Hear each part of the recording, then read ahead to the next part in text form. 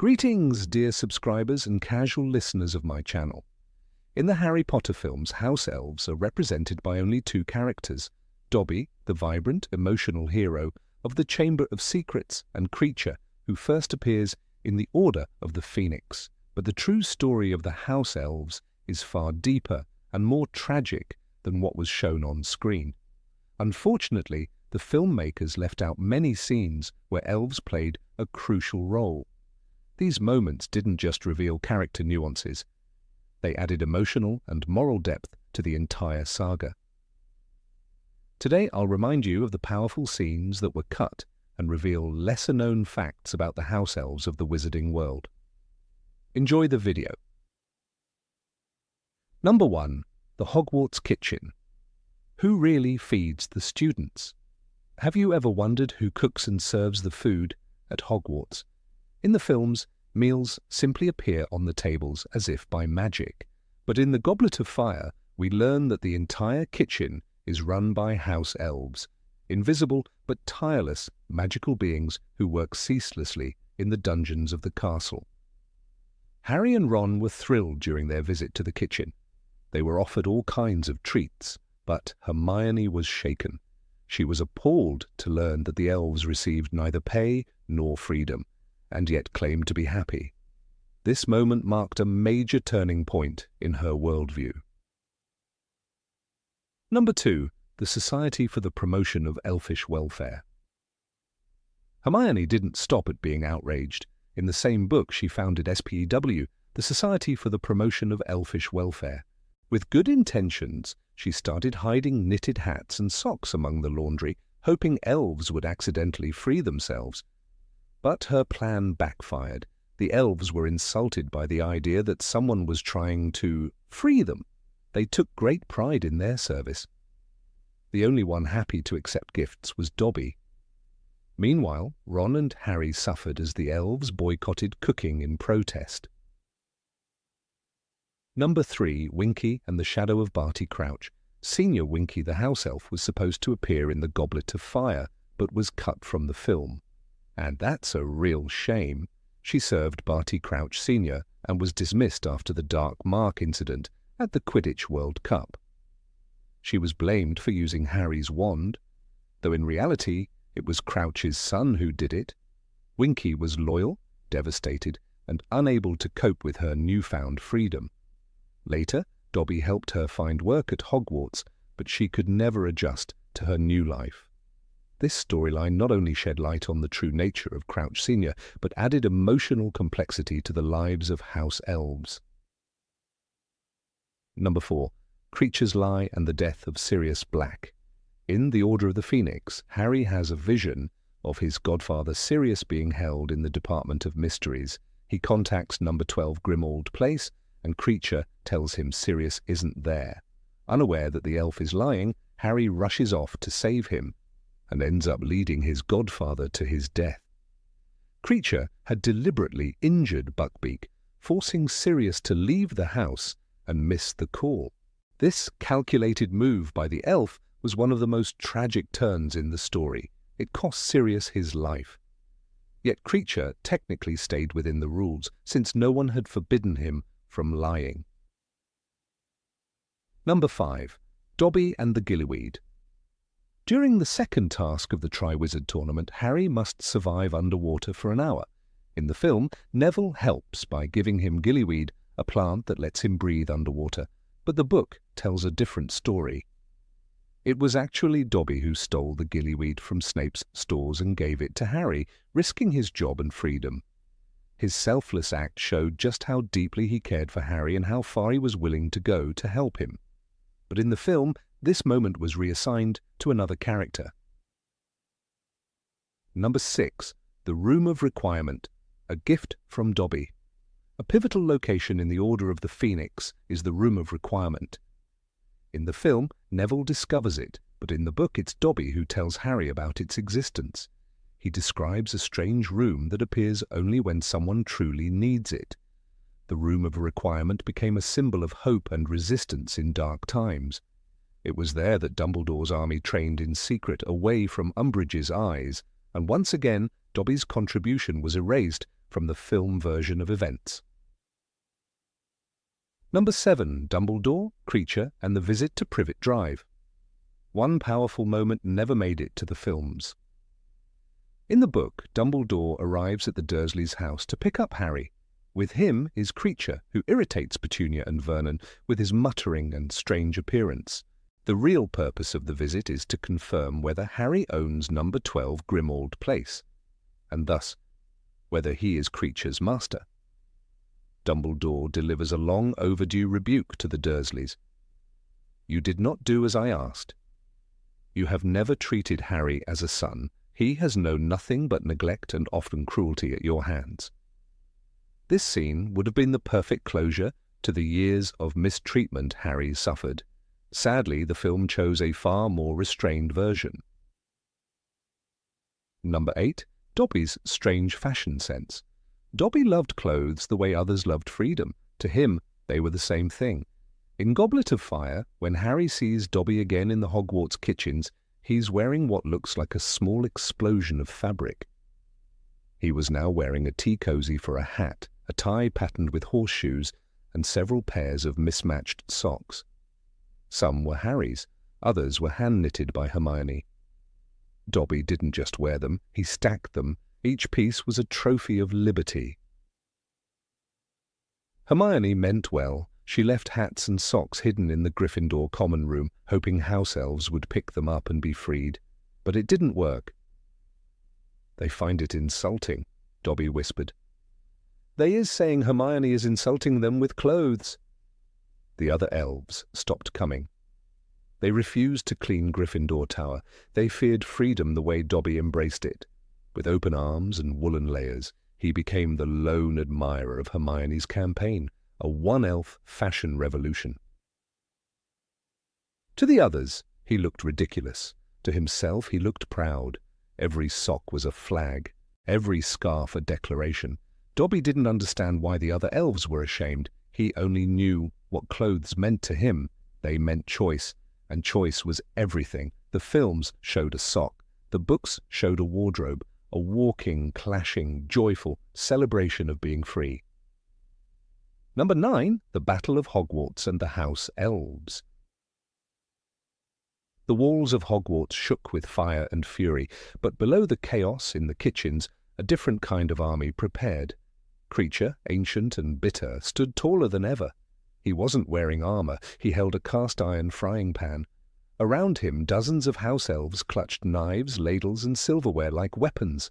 Kreacher raised his voice, his eyes blazing. "For my master, Regulus!" he cried, and the house elves charged. They didn't fight with spells, they fought with loyalty. They stabbed Death Eaters in the ankles. They dragged wounded students out of the halls. They hurled boiling stew, sharp forks burning coals. No one ordered them to fight. They did it because this castle was their home, because they believed in the people who finally saw them. Kreacher, once a servant chained by hate, became a leader, not out of duty, out of love. The films erased them. No sign of the house elves, no Kreacher, no frying pan raised like a sword. But in the books, this was the moment he stopped whispering and started shouting. The moment when the smallest hands did the bravest work. The battle wasn't won by wands alone. It was won by hearts like Kreacher's, old, cracked, and burning with purpose. Number 10. Regulus Black and Kreacher's Sacrifice. Regulus Black was just 17 when he turned against Voldemort, a pure-blood Slytherin, a Death Eater. But he saw something others didn't, the cruelty behind the cause. He discovered the truth about the locket Horcrux and made a plan to destroy it. He chose Kreacher, his family's house elf, to help him. Together they sailed to the cursed cave. Regulus drank the potion himself and gave one final order. "Take the locket and go home, Kreacher." The elf obeyed. Regulus never came back. Kreacher returned with the locket, and with pain. He kept the secret for years, alone in the empty house on Grimmauld Place. He clutched the memory of his master's sacrifice like a wound. No one asked him about it, no one cared. Not until Harry. In Deathly Hallows, Harry listened. He treated Kreacher with respect, asked about Regulus and showed kindness. Kreacher changed, he cooked, he cleaned. He even smiled. For the first time, he wasn't just following orders, he was following someone he believed in. The films erased that bond. They skipped the cave, they skipped the locket, they skipped the boy who died for a cause he once served. And they skipped the elf who loved him. But the books remembered. They showed that even the smallest creature could carry the weight of a hero's final wish and keep it safe in silence. Number 11, Dobby's job hunt. Dobby wanted to work. Not just survive, not just serve. Work. Paid, respected, and by choice. But no one in the wizarding world was ready for that. Most wizards doesn't want a house elf who wants paying, he said to Harry in Goblet of Fire, his ears drooping. He knocked on doors. He offered to cook, clean, polish, but every wizard turned him away the moment he mentioned wages. They laughed. Some got angry. The idea of paying a house elf was absurd to them.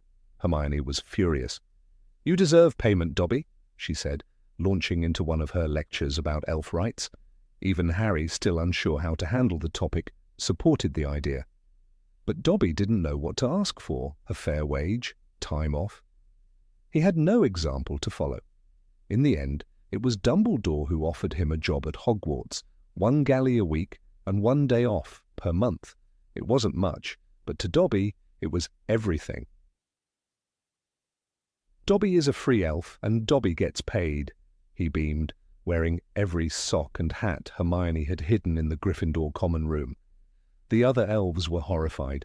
They stopped cleaning Gryffindor Tower entirely. They saw Dobby as shameful, strange, too close to wizards, too bold, but Dobby didn't care. He took pride in folding laundry, stirring stew, and calling the headmaster a sir, not master.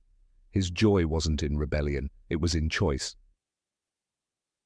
None of this made it into the films. There, Dobby appears, disappears, and dies, but the books show his journey, from fearful servant to joyful worker, from object to person. His job at Hogwarts wasn't just employment, it was a statement that freedom isn't about escape, it's about dignity, even if that dignity came with 1 coin and 1 day off.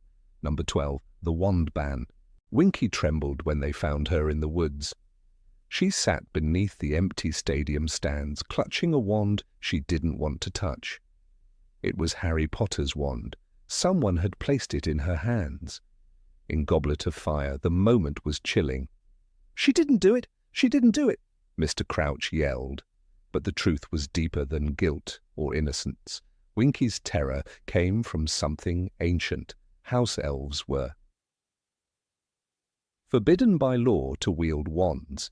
Even holding one was a crime in the eyes of the magical world. That law didn't come from fear of accidents. It came from fear of power. Elves could perform magic without wands, strong, silent, and shockingly effective. Dobby once disapparated inside Malfoy Manor, a place sealed with the Dark Lord's protections. Kreacher cursed with a snap of his fingers. They didn't need wood and cause, but the Ministry drew a line. Wands were for wizards. Anything else was a threat. Winky knew that. That's why she cried. Not because she had cast the dark mark, but because she had broken an invisible barrier. The rule revealed something ugly. The magical society that called itself enlightened had built its order on fear and silence. Elves were servants, and servants could not be equals. "House elves have powerful magic of their own," Hermione once said, frustrated. "They're not inferior." But the laws said otherwise. No wand, no voice, no choice. The question no one dared to ask was, what if that changed? What if elves had rights? What if they had wands? What if Dobby hadn't needed to snap his fingers, but could duel? The wizarding world feared that vision and buried it.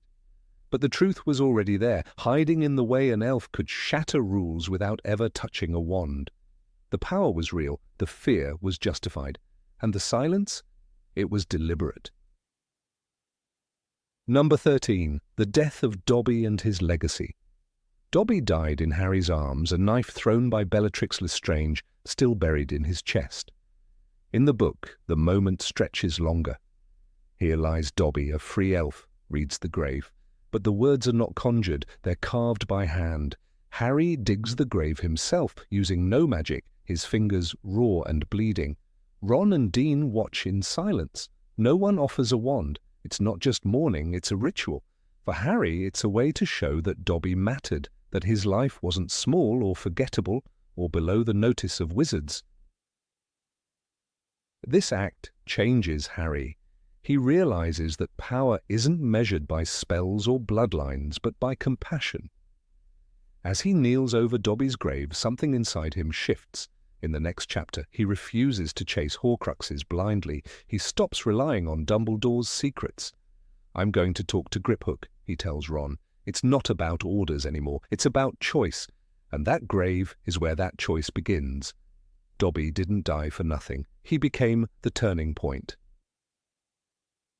After the war, the story doesn't end. Hermione continues her work through the Society for the Promotion of Elfish Welfare. She fights for better conditions in kitchens and homes. The house elves of Hogwarts are no longer invisible. Even Kreacher, once bitter and hateful, marches in the Battle of Hogwarts with a frying pan in his hand, shouting, "Fight! Fight for my master Regulus!" Dobby's courage gave them all a voice. None of this made it into the film. The movie ends with a quiet beach and a small grave, but it skips what followed. It doesn't show how Dobby's death echoed through the hearts of those who survived, how a free elf's final sacrifice sparked something bigger, respect. That was his true legacy, not just freedom, but remembrance. Number 14, How Dobby Spied on the Malfoys. When Harry grew suspicious of Draco Malfoy's strange behavior, in The Half-Blood Prince, he turned to the only beings he could trust to go unnoticed, house elves. He instructed both Dobby and Kreacher to follow Draco in secret. The pairing was strange from the beginning. Kreacher, loyal to the old pure-blood ways, despised working alongside the disgracefully free Dobby. Yet Dobby, ever proud of his freedom, cheerfully took on the mission. Despite their mutual disdain, they became Harry's private spies, tailing Draco through the hidden halls of Hogwarts. Dobby was the first to report something truly useful. One evening he returned to Harry and told him, "Dobby has seen Draco Malfoy entering a room that comes and goes, Harry Potter, sir." It was the room of requirement, something only a house elf could notice. Kreacher dismissed the information, sneering that Draco had every right to his privacy, but Harry listened. That clue was what confirmed Draco was using the room of requirement for something secret and sinister, later revealed to be connected to the Vanishing Cabinet and the Death Eater's plan to infiltrate Hogwarts. The scene had all the makings of unforgettable drama. Two magical creatures, one muttering insults, the other beaming with purpose, slipping through shadows to serve a boy neither of them fully understood. Dobby's freedom gave him an edge. He didn't fear punishment, and his loyalty to Harry was rooted in love, not blood or ownership. Kreacher, meanwhile, grumbled under his breath, muttering that a house elf should never take orders from a blood traitor. "Master Regulus would never have allowed this," he whispered, though he still obeyed. None of this made it to the films. We never saw Kreacher's curled lip or Dobby's proud salute. We never watched them hiding behind armor suits as Draco crept past. It's a shame, because the moment Harry became a master with loyal spies was also the moment he learned how fragile loyalty could be and how powerful love was, even in the smallest of allies. Number 15, The Hidden Magic of House Elves.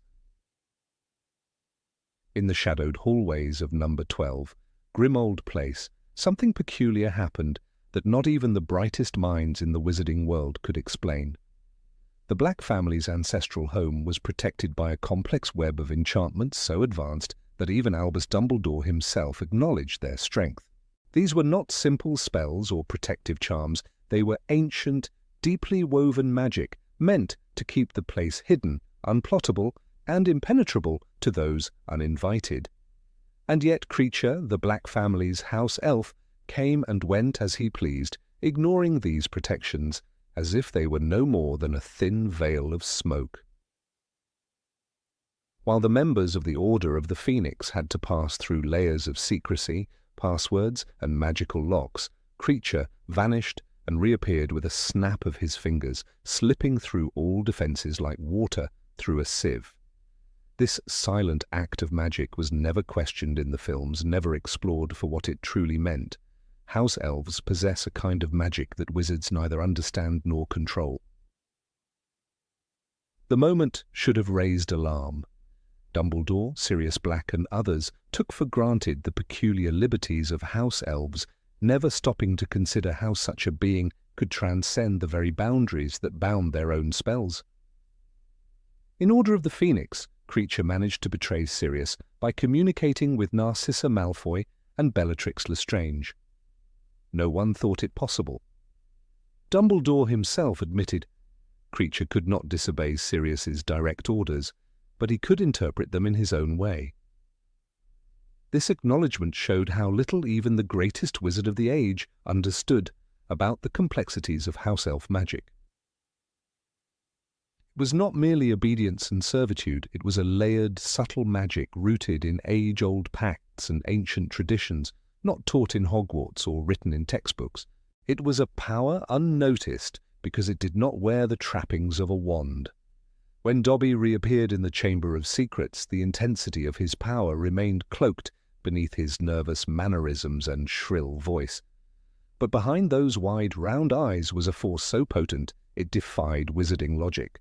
With no wand, no incantation, and no visible effort, Dobby snapped his fingers and sent Lucius Malfoy hurtling backward down a staircase. Lucius, a man of status and power, one of Voldemort's closest Death Eaters, was dismissed like a rag doll by a being who only moments earlier had been gifted a sock. The spell was untraceable by any known magical theory. There was no visible magical light, no incantation, no wand movement, yet the force was undeniable. The moment passed quickly in the book and was even more diluted in the film, but for those paying attention, it was a raw demonstration of the unrecognized might house elves hold. What makes this more fascinating is how nonchalantly the wizarding world accepts it. There is no formal education in elf magic. Hogwarts does not teach the subject. The Department of Magical Creatures classifies house elves as servants, not spellcasters, yet we repeatedly see them bending the rules of magical laws. Apparition, for instance, is tightly regulated among wizards. Even adult wizards need licenses to apparate, and within Hogwarts itself the activity is strictly prohibited. But house elves, even the ones bound to the school, can apparate freely. Dobby and Winky move in and out of Hogwarts at will. House elves can apparate and disapparate in Hogwarts when wizards can't, Hermione observed in Goblet of Fire. Not only is it true, but no one questions how they do it. The very fabric of wizarding space bends to their command. Even more striking is the subtlety of their spells. When Dobby sabotaged the bludger in Chamber of Secrets, he did so without being caught. The bludger targeted Harry with unnatural determination, even in front of dozens of witnesses. No trace of tampering could be found, and no wizard was suspected. Dobby's magic worked invisibly like whispers in a storm. This kind of magic is not flamboyant, not meant to impress. With fireworks or Latin incantations, it is woven deeply into the world's quietest places, into kitchens, basements, and corridors where the powerful rarely look. Perhaps that is why it is overlooked. Power that hides itself is easier to ignore. This raises a haunting question. If house elves can breach magical protections, hurl Death Eaters, and enchant objects in total secrecy, what else are they capable of? Kreacher, underestimating the humans who scorned him, kept secrets so dangerous they contributed to the fall of one of the Order's key members. His bitter loyalty to the Black family line, combined with his personal interpretation of orders, allowed him to aid Voldemort's cause without ever truly betraying it in the legal sense. Kreacher is what he has been made by wizards. Dumbledore remarked. That single line echoes like a condemnation, revealing how ignorance has shaped an entire magical species into unseen weapons of both devotion and destruction. When Harry treated Kreacher with kindness and respect, the elf's transformation was profound. By Deathly Hallows, Kreacher leads the charge against intruders in the very house he once sullied with hatred. Loyalty, it turns out, is the key to house elf magic. Their power blooms or withers based on the way they are treated. Unlike wizarding magic, which relies on knowledge, training, and lineage, house elf magic responds to emotion, loyalty, grief, betrayal, devotion. It is tied not to intellect, but to heart. That is a dangerous kind of magic, and one the wizarding world has no means to control. Number 16. Drunk, Winky. When Winky the house elf was dismissed from her position in Harry Potter and the Goblet of Fire, most readers expected her to vanish quietly from the story, just another background character swallowed by the margins of a magical world too vast to hold everyone close. But J.K. Rowling didn't let that happen. Instead, she crafted one of the saddest, most adult plotlines in the entire series, a subplot so raw, so uncomfortably real in its emotional resonance, that it was completely omitted from the films. In the halls of Hogwarts, deep in the kitchen behind the painting of a fruit bowl, Winky spiraled into alcoholism. Her tragic descent was hidden beneath layers of butterbeer bottles and stained dishcloths, lost among the steaming pots and clattering pans. It wasn't heroic, it wasn't funny, and it wasn't suitable for the kind of cinematic magic the movies preferred, but it was important, because it revealed a disturbing truth about freedom, belonging, and what it means to feel useful. Winky had served the Crouch family with unwavering devotion. When Barty Crouch Sr. dismissed her at the Quidditch World Cup, publicly and cruelly, it wasn't just a job she lost her identity. House elves are not just workers in the wizarding world, they are bound emotionally, culturally, and magically to service. Winky didn't want liberation, she wanted purpose, she wanted to serve, to be needed, to matter. Freedom to her was a punishment, a disgrace that left her shattered. The very moment of her release was marked by visible agony. "Winky is properly ashamed of being freed," she cried. That line was never spoken in the movies, but it echoes powerfully in the pages, because Winky's pain is not a symbol of rebellion, but of confusion and despair. Once she arrived at Hogwarts, Dumbledore gave her sanctuary. The kitchens, full of industrious elves and warm ovens, should have been a place of comfort. But Winky did not thrive there. She retreated into herself, avoiding conversation and sobbing behind shelves. Where the other elves took pride in their labor, Winky saw her presence as a daily reminder of her disgrace. Her hands shook, her eyes stayed red and puffy, and the butterbeer, sweet and harmless to humans, became her crutch. Dobby, ever the misfit but always the optimist, tried to help her. He believed in freedom. He believed that house elves could find joy outside of servitude, but Winky didn't see it that way. Freedom, for her, was a cage. What makes Winky's story even more tragic is how her suffering goes largely unnoticed by most of the Hogwarts staff. Even kind-hearted professors do not intervene. To them, perhaps, a weeping house elf in the kitchen is nothing more than an oddity. But for readers, Winky's slow collapse into addiction is unmistakable. "Winky is getting through 6 bottles a day now," Dobby confides in Harry Potter and the Half-Blood Prince. The line passes quickly, but it's enough. Butterbeer, with its mild alcoholic content, is intoxicating for house elves. Winky, already fragile and humiliated, turns to it in the same way many do when they can no longer bear reality. She drinks not to celebrate, not to pass time, but to forget who she is now. The films never gave her that arc. In fact, Winky is barely mentioned. Dobby takes center stage, especially in Deathly Hallows, but Winky's name fades like a shadow erased from the script. And yet her story adds such necessary weight to the idea of freedom in the magical world. Not all chains are visible, not every act of liberation is welcomed. For some, freedom is a blow, not a blessing. When Winky is finally shown again later in the series, she has not recovered. Her speech slurs, her loyalty to the disgraced Crouch family remains intact. Winky is still loyal. Winky remembers what is owed. She is a broken creature clinging to a broken past. The cruelty of her dismissal lies not just in the act, but in the public nature of it. At the Quidditch World Cup, Crouch Sr. fires her in front of a crowd, treating her not as a living being, but as a symbol of disgrace. He does it not because she failed, but because she was found where she wasn't supposed to be. Her punishment was political. Her shame was theatrical, and her sorrow was personal. She did not understand human politics. She only knew that she had tried her best, and it had not been enough.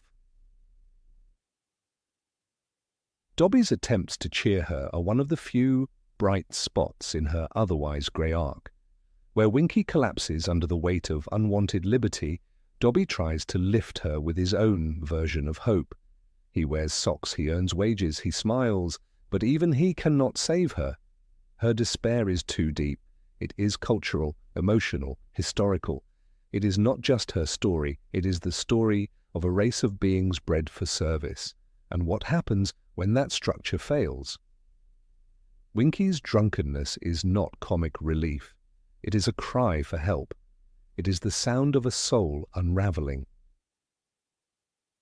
The butterbeer bottles littering her quarters are never shown on screen. The moment she slurs her words and stumbles while sobbing never makes it to the polished visuals of the films. And perhaps that's understandable. How do you explain to children that some creatures do not want to be free? That some wounds cannot be healed with good intentions? That sometimes, even in a world of spells and potions, there are problems magic cannot fix? Winky's arc is uncomfortable, but it is necessary. It challenges the narrative of the benevolent wizard. It questions the ethics of magical society. Dumbledore offers shelter, but not therapy. The other elves gossip, but do not intervene. The heroes, preoccupied with bigger wars, overlook the quiet tragedy unfolding beneath their feet. And so Winky suffers in silence. Her story is not loud, it is not heroic, but it is real. Number 17, Christmas in the Kitchen. In the depths of Hogwarts, far below the grandeur of the Great Hall and its enchanted ceiling, lies a place that few students ever see. The kitchen, bustling with the quiet labour of house elves, is hidden behind a portrait of a fruit bowl. Those who know the secret, tick the pair, are rewarded with access to a realm of clattering pots, steaming cauldrons, and the hum of tireless devotion. It is here, in the heart of Hogwarts warmth, that one of the most heartfelt moments of Harry Potter and the Order of the Phoenix unfolds. A moment the films chose to ignore, and by doing so, lost a scene that showcased compassion, friendship, and the quiet magic of genuine gratitude. During the holidays, when the castle empties and silence lingers in the cold corridors, Harry finds himself among the few who remain. Christmas, always a bittersweet time for him, holds both comfort and sorrow. In his 5th year, the burden of prophecy, the shadow of Voldemort's return, and the isolation from the wider wizarding world weigh heavily on him. It is precisely in this moment of emotional fatigue that a simple scene offers warmth, not from spells or battle, but from kindness. Harry, along with Ron and Hermione, decides to visit the kitchen on Christmas Day. They do not go for food or to solve a mystery. They go simply to be with those often forgotten, house elves who work unseen. The elves greet them with an overwhelming display of hospitality. Despite being servants, despite years of neglect by generations of students and staff, the elves take immense pride in their work and beam with joy at the rare acknowledgement. J.K. Rowling describes how they had decorated the kitchen with garlands and holly and laid out an elaborate feast with more care than even the Great Hall had seen. It wasn't just food, it was an act of love. Platters of roasted meats, bowls of cranberry sauce, heaps of treacle tarts, and trays of sugar-dusted mince pies covered the long tables. There were golden crackers that exploded with handmade trinkets and paper crowns, all crafted by tiny, tireless hands.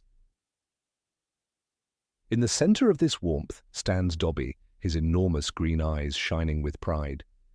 Unlike the other elves, Dobby wears clothing, not elegant robes, but an eccentric collection of mismatched garments that he treasures like royal regalia. To him, freedom means choice, even if that choice is to wear a tea cozy as a hat. The other elves view his behavior with distaste, even contempt, but Harry never judges him. Their bond has always been unique, forged through hardship and strengthened by shared values. Dobby's loyalty is unwavering, but it is his affection that truly sets him apart. And then, in this small, flickering moment of holiday joy, Dobby presents Harry with a gift. Not something conjured by magic or bought with galleons, but something painstakingly handmade, a pair of socks. One is green with a broomstick pattern, the other is pink with golden stars. Rowling writes, "Dobby is making them himself, sir," said Dobby proudly. "He is making them out of wool he found, and he is knitting them with his own hands." The gift is more than clothing. It is a symbol of care, of thoughtfulness, of the desire to give when one has almost nothing. This small act carries emotional weight that the films never capture. In the cinematic universe, house elves are background noise or comic relief, appearing only when absolutely necessary. Dobby's death in The Deathly Hallows is certainly given its due, but what the films miss is the emotional groundwork that makes that death meaningful. Without moments like this Christmas scene, viewers are left with a caricature, not a character. The films never allow us to see Dobby as he truly is, a soul full of love, eager to belong, capable of selfless acts of beauty. This scene is also deeply symbolic. At a time when tensions run high, when darkness rises and trust is frayed, it is the smallest, most overlooked beings who offer the truest expression of light. The elves do not fight in battles or speak at meetings, but their quiet support sustains Hogwarts. By sharing Christmas with them, Harry bridges a gap of centuries. He recognizes their personhood. Hermione, through SPEW, may advocate for their rights, but Harry shows them respect. He eats with them, celebrates with them, and accepts their gifts with sincerity. The socks, odd as they are, become tokens of connection. Harry doesn't laugh at them or discard them. He values them. And that is what Dobby treasures most, not freedom from labor, but freedom to be seen, to be loved. This moment redefines their relationship. Dobby is not simply grateful to Harry for freeing him from the Malfoys. He loves him deeply as one might love a brother or friend, and Harry in turn begins to see Dobby not as a servant, but as someone worthy of love and mourning. In a world where status and bloodline often define one's worth, this moment on the kitchen floor, amid candles, laughter, and mismatched socks, carries a revolutionary message. Equality is not declared in grand speeches, but in quiet acts of togetherness. The house elves are not decorative, they are the soul of Hogwarts, and by celebrating Christmas with them, Harry steps outside the hierarchy imposed by wizarding society. The tragedy of the films is not just omission, it is the erasure of character development. When Dobby dies in the final installment, viewers who know only the films miss the emotional magnitude. In the book, his final act is a culmination of a long journey, punctuated by gifts like socks and small acts of bravery. He is not just a creature who saves Harry from the Malfoy dungeon, he is a friend who once knit socks with trembling fingers, who once decorated a kitchen with holly, who once smiled with pride at being included. Number 18, House Elves and the Chamber of Secrets. In the second book of J.K. Rowling's series, Harry Potter and the Chamber of Secrets, as the terror within Hogwarts grows with each petrified student, the narrative subtly hints at a layer of mystery that the films never explore, the behavior of the castle's house elves. These magical beings, invisible to most of the main plot's action, are quietly shown to be more than just servants working behind enchanted kitchen doors. In the book, it's revealed, through a passing mention, that the house elves had become unusually tense and fearful, refusing to leave the kitchens, whispering among themselves in panic. It's a moment easily overlooked, yet profoundly telling. It's a signal that something ancient and dangerous is stirring in the castle. And the house elves, bonded magically to Hogwarts in ways wizards don't fully understand, can feel it first. This eerie shift is never shown in the film adaptation. Instead, the focus is directed entirely at Harry, Ron, Hermione, and the increasing chaos among students and staff. The creatures scrubbing cauldrons, ironing Quidditch uniforms, and preparing pumpkin pasties are nowhere to be seen. Dobby, the only elf featured, remains a side character with limited appearances, but the book subtly weaves the idea that the house elves are deeply in tune with the magical heartbeat of the castle. Their silent fear is not the fear of children reacting to ghost stories. It is the fear of beings who know, on an instinctive, magical level, that the oldest and most forbidden parts of Hogwarts have been disturbed. Rowling writes, the house elves in the kitchens were getting jumpy. They refused to go upstairs and muttered darkly among themselves when they thought no one was listening. This sentence, hidden within a chapter filled with human drama and clues about the heir of Slytherin, reveals an entire subculture of Hogwarts reacting to the unfolding crisis. It's a haunting suggestion that the castle's original magic, the magic woven into the stones themselves, speaks in ways only certain beings can hear. Wizards might command spells and charms, but house elves feel the castle breathe. When the Chamber of Secrets was opened, the elves didn't need an explanation. They could sense the shift in the magical current. This makes perfect sense within the logic of Rowling's world. House elves are magical creatures, not just bound by contract, but by a kind of spiritual servitude. Their magic is old magic, not taught, not studied, but intrinsic. They do not need wands. Their enchantments defy standard magical rules. Dobby's ability to apparate inside Hogwarts, a feat no wizard can perform, proves that house elves operate on a wavelength untouched by ministry regulations or educational traditions. So when the basilisk began to stir beneath the castle, when Slytherin's forgotten heir summoned ancient darkness, it's only natural that the elves, the unseen pulse of the castle's daily rhythm, would be the first to notice the change. And yet, with the films reduce them to a footnote. They never show the kitchens. They never let the viewer understand the organic, almost biological link between the elves and the castle. In doing so, they lose a crucial piece of the puzzle, because the house elves were not just reacting out of fear, they were reacting out of memory. Hogwarts was founded over 1,000 years ago. Its secrets are not only kept in books and portraits, they are alive in its walls, its ghosts, its magic, and in those who have always been there, cleaning, watching, listening. The elves remember. They remember Slytherin's hatred. They remember the whispers of the chamber. They remember the last time it opened. It is easy to imagine that the oldest of the house elves, those who had served multiple generations of headmasters, had legends passed from one elf to another. While wizards dismiss tales of the chamber as children's stories, the elves do not. They do not question the myths. To them, the chamber is not a myth. It is a memory stitched into the very fabric of the castle they serve. When Mrs. Norris is found, petrified, the elves whisper, not in speculation, but in recognition. The air changes. The castle's breath grows cold. Their magic trembles. But their voices are silent in the books and absent in the films. Perhaps it is because house elves are not trusted. Perhaps it is because their knowledge is feared. Wizards, even the kind ones like Dumbledore, often regard elves as creatures too simple, too lowly, to grasp higher magical concepts. Yet nothing could be further from the truth. Their silence is not ignorance. It is caution. Who would listen to them? And if they spoke openly, what ancient truths would they risk revealing? Dobby is a rare case. He tries to speak. He warns Harry, but even he is bound by enchantments that prevent him from saying too much. The other elves remain in the shadows. They are terrified, not of the basilisk itself, but of what its return represents.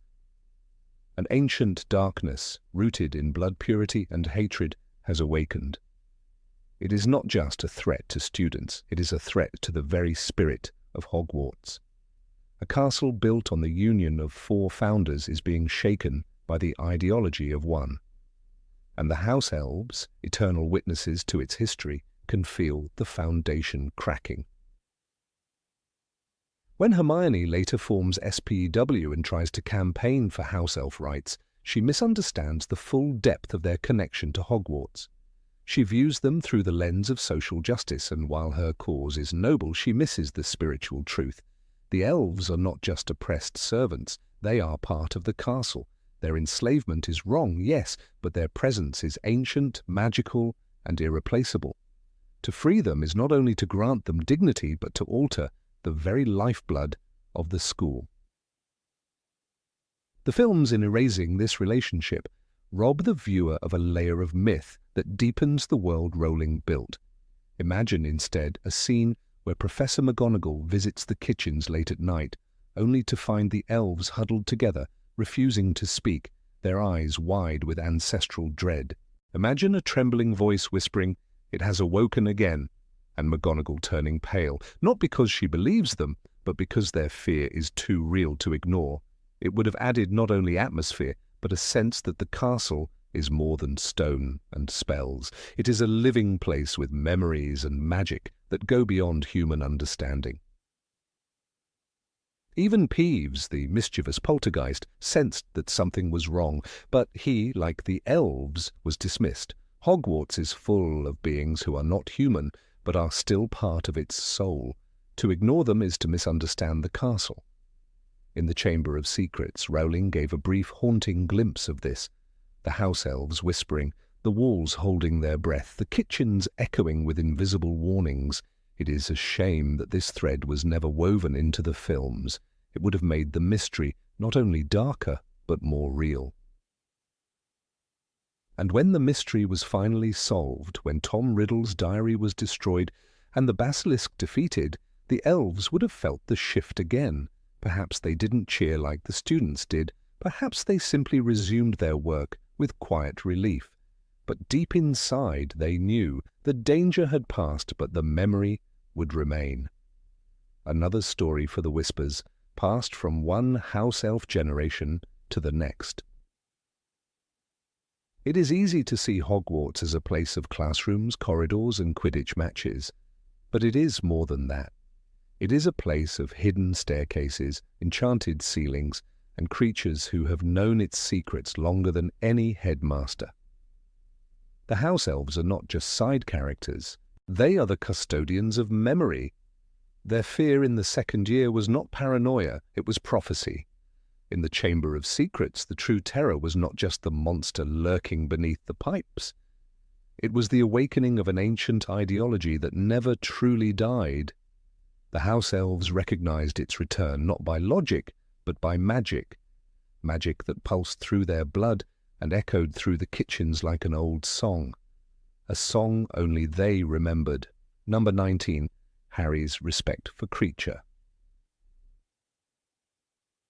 When Sirius Black fell through the veil at the Department of Mysteries, his loss devastated Harry Potter in ways even he couldn't fully comprehend. But among the many responsibilities Sirius left behind, 12 Grimmauld Place, the Black family legacy, and memories laced with rebellion and regret, one burden was unexpected and unwelcome. Kreacher, the embittered house elf who had once served Sirius with a mixture of loathing and twisted loyalty. Kreacher had lived too long among the poisonous relics of the Black family to be anything but resentful, and when Harry became his new master, the elf's hatred transferred instantly. To Kreacher, Harry was not just a boy who had displaced his beloved Mistress Walburga's heir, he was also the child who had led Sirius to death. And for Harry, Kreacher was a reminder of everything cruel, sneering and secretive about the pure blood supremacy that had plagued his godfather's life. The books, especially Harry Potter and the Half-Blood Prince and Harry Potter and the Deathly Hallows, do not shy away from depicting this tense, hostile relationship. Kreacher doesn't obey orders, he finds loopholes. He mutters insults under his breath. His very presence poisons the air at Grimmauld Place. When Dumbledore calmly informs Harry that Kreacher betrayed Sirius by revealing his movements to Narcissa Malfoy and Bellatrix Lestrange, Harry's fury knows no bounds. He wants to strike the elf, to scream at him, and yet Dumbledore urges patience and something more radical, respect. It is this moment, not loud, not flashy, that plants the seed for one of the quietest yet most profound arcs in the entire series. Guided by Dumbledore's wisdom and perhaps haunted by his godfather's death, Harry makes a conscious choice to treat Kreacher not as a tool or an animal, but as a sentient being. This is not instantaneous character growth. It is slow, awkward, uncomfortable. In Deathly Hallows, when Harry, Ron and Hermione take refuge in 12 Grimmauld Place, Harry doesn't begin by asserting dominance over Kreacher. Instead, he calls the elf politely, listens to him speak, and even thanks him. In a particularly striking moment, Harry gives Kreacher the locket that once belonged to Regulus Black, Kreacher's most beloved master. The gesture is simple but transformative. It is, quite literally, a gift of memory, of acknowledgement, and of closure. Master Regulus's locket, Kreacher, Harry says in the book, placing the object into the elf's gnarled hands. He told you to destroy it? That single act, recognizing Kreacher's past pain, honoring his loyalty to Regulus, and choosing not to command but to collaborate, cracks something open in the elf's heart. From that point forward, Kreacher is no longer the muttering, bitter relic of the Black household. He becomes something entirely different, loyal, efficient, even proud. He cleans the house, cooks for the trio, and polices the perimeter for intruders. When Harry returns one day to find the kitchen spotless and dinner prepared, the transformation is so shocking it borders on the magical. But of course it is not magic that changed Kreacher. It is The films unfortunately reduce this deeply emotional evolution into a footnote. Kreacher's role is minimal, his redemption almost non-existent. Viewers who rely only on the movies might never know that this bitter, snarling elf becomes a figure of quiet dignity and even affection. The moment where Harry gifts the locket to Kreacher, arguably one of the most humane and selfless gestures he makes in the entire series, is completely absent from the screen. What's lost is not just a subplot, but a crucial illustration of the kind of man Harry is becoming. In choosing to respect Kreacher, Harry breaks a centuries-old pattern of wizarding arrogance. He doesn't just grow as a leader, he evolves as a person. This arc is more than just a relationship between a boy and a house elf. It's a commentary on class, prejudice, and the healing power of empathy. In the wizarding world, house elves are expected to be obedient, invisible, grateful for their chains. Even Hermione, with all her passion for elf rights, struggles to understand the complexities of their loyalty and history. But Harry's approach is different, not because he lectures or campaigns, but because he listens. He sees Kreacher's pain not as weakness, but as history. He honors it. One must not forget the harrowing story Kreacher tells about Regulus Black and the locket. It is not just exposition, it's a confession, and in Kreacher's trembling voice, a requiem. Regulus had once ordered Kreacher to accompany Voldemort to the Horcrux cave, and what the elf endured there, abandonment, pain, terror, left scars deeper than any curse. And yet when Regulus realized what Voldemort had done, he tried to undo it.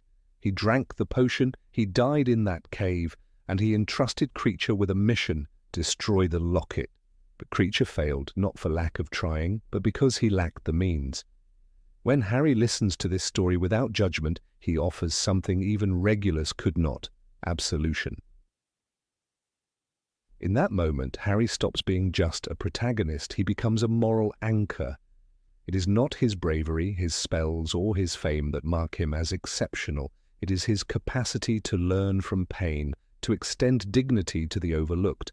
The same boy who once freed Dobby now honors Kreacher's grief. The same boy who once broke into Gringotts now mends a broken servant with nothing but gentleness. These are not the moments Hollywood prioritizes, but in the books, they are nothing short of revelatory. The new creature, the one forged through respect and kindness, even participates in the Battle of Hogwarts. It is a blink-and-you-miss-it detail in the books, but one filled with emotional weight. The elf who once loathed Harry now charges into battle against Voldemort's forces, wielding knives and shouting for the honor of Hogwarts. "Fight! Fight! Fight for my master, defender of House Elves! Fight the Dark Lord, in the name of brave Regulus! Fight!" This is not just loyalty. It is redemption. The transformation also casts a long shadow on the series' themes. When Harry defeats Voldemort, he does so not just because of power, but because of choices rooted in love, compassion, and equality. Kreacher's arc reinforces this. The war is not just waged on battlefields, it is waged in hearts, in old houses filled with dust and hate, in the silent gestures that change enemies into allies. Kreacher is a mirror to the series itself, a being formed in darkness who finds light not through conquest, but through compassion.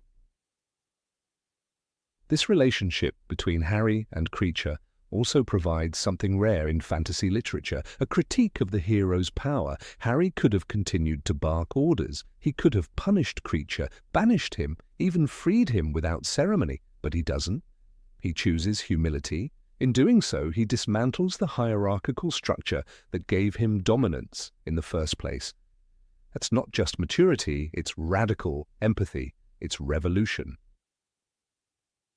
The films, by omitting this arc, flatten one of the most nuanced dynamics in the story. They rob Harry of a subtle triumph and Kreacher of a well-earned redemption. But more importantly, they obscure a lesson. J.K. Rowling embeds carefully in the text that true leadership is not measured in orders given but in dignity offered. In the quiet of a forgotten kitchen, over stew and locket-shaped memories, Harry becomes the kind of man Sirius never quite managed to be, a man who heals what he inherits. There is a kind of poetry in the way Kreacher's story echoes the broader themes of the series. Just as Dobby dies free with a friend's name on his lips, Kreacher lives on not as a servant, but as a participant in a greater fight. He is no longer bound by hatred, but driven by purpose. And it all begins with Harry saying something so few wizards have ever said to a house elf: "Thank you." Through this choice, Harry not only rewrites his own story, he rewrites Kreacher's.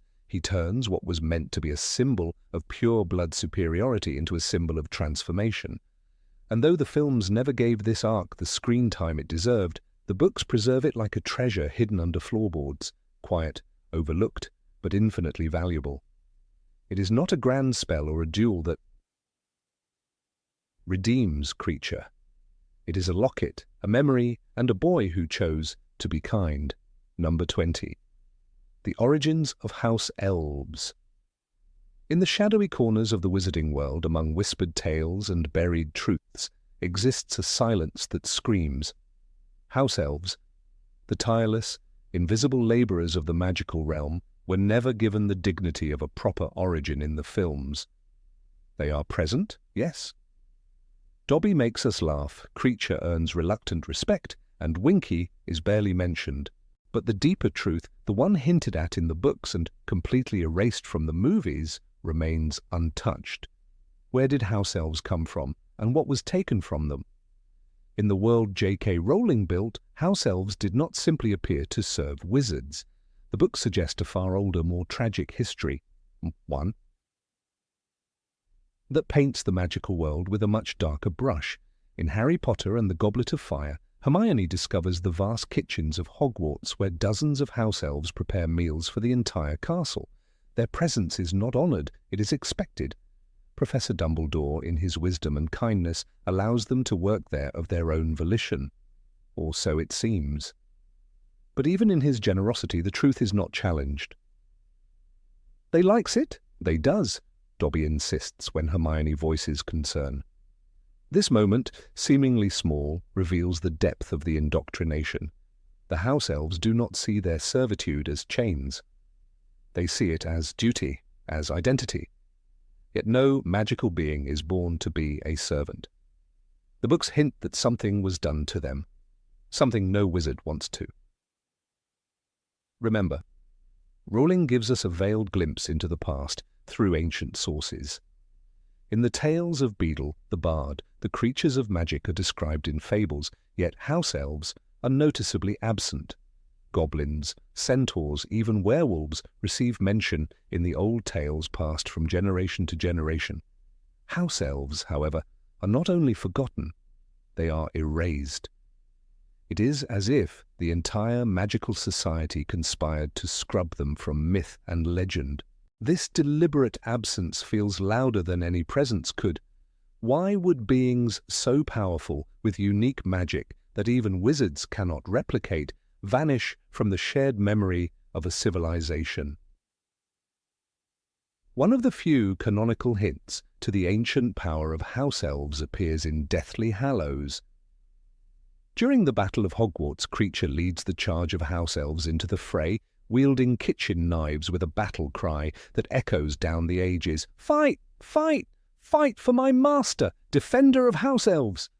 This isn't merely loyalty, it's ancient pride awakening after centuries of silence. It's a return to something once lost. Kreacher, once a symbol of bitter servitude, becomes a general, and that transformation tells us more than 1,000 pages of backstory could.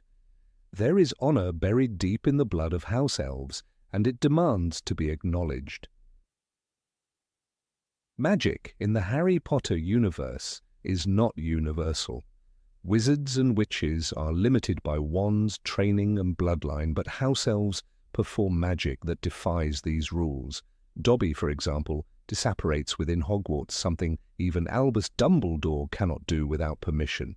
He wields powerful spells without a wand, he levitates objects, stuns people, and even protects Harry Potter from Lucius Malfoy's wrath. "You shall not harm Harry Potter," Dobby cries, and with a snap of his fingers, he sends a fully grown wizard flying. This isn't accidental power, it's ancestral, it's elemental, and it raises the question, why are such beings in chains? Winky's descent into despair after being dismissed by the Crouch family reveals the emotional conditioning that has become the house elf's prison. Her pain isn't rooted in laziness or dependency. It is the trauma of disconnection from a magical contract that stretches back further than anyone knows. Wizards believe they offered protection and purpose in exchange for service. But what if the truth was darker? What if house elves were not offered anything, only stripped of what they once were? Their language, history, and culture have vanished.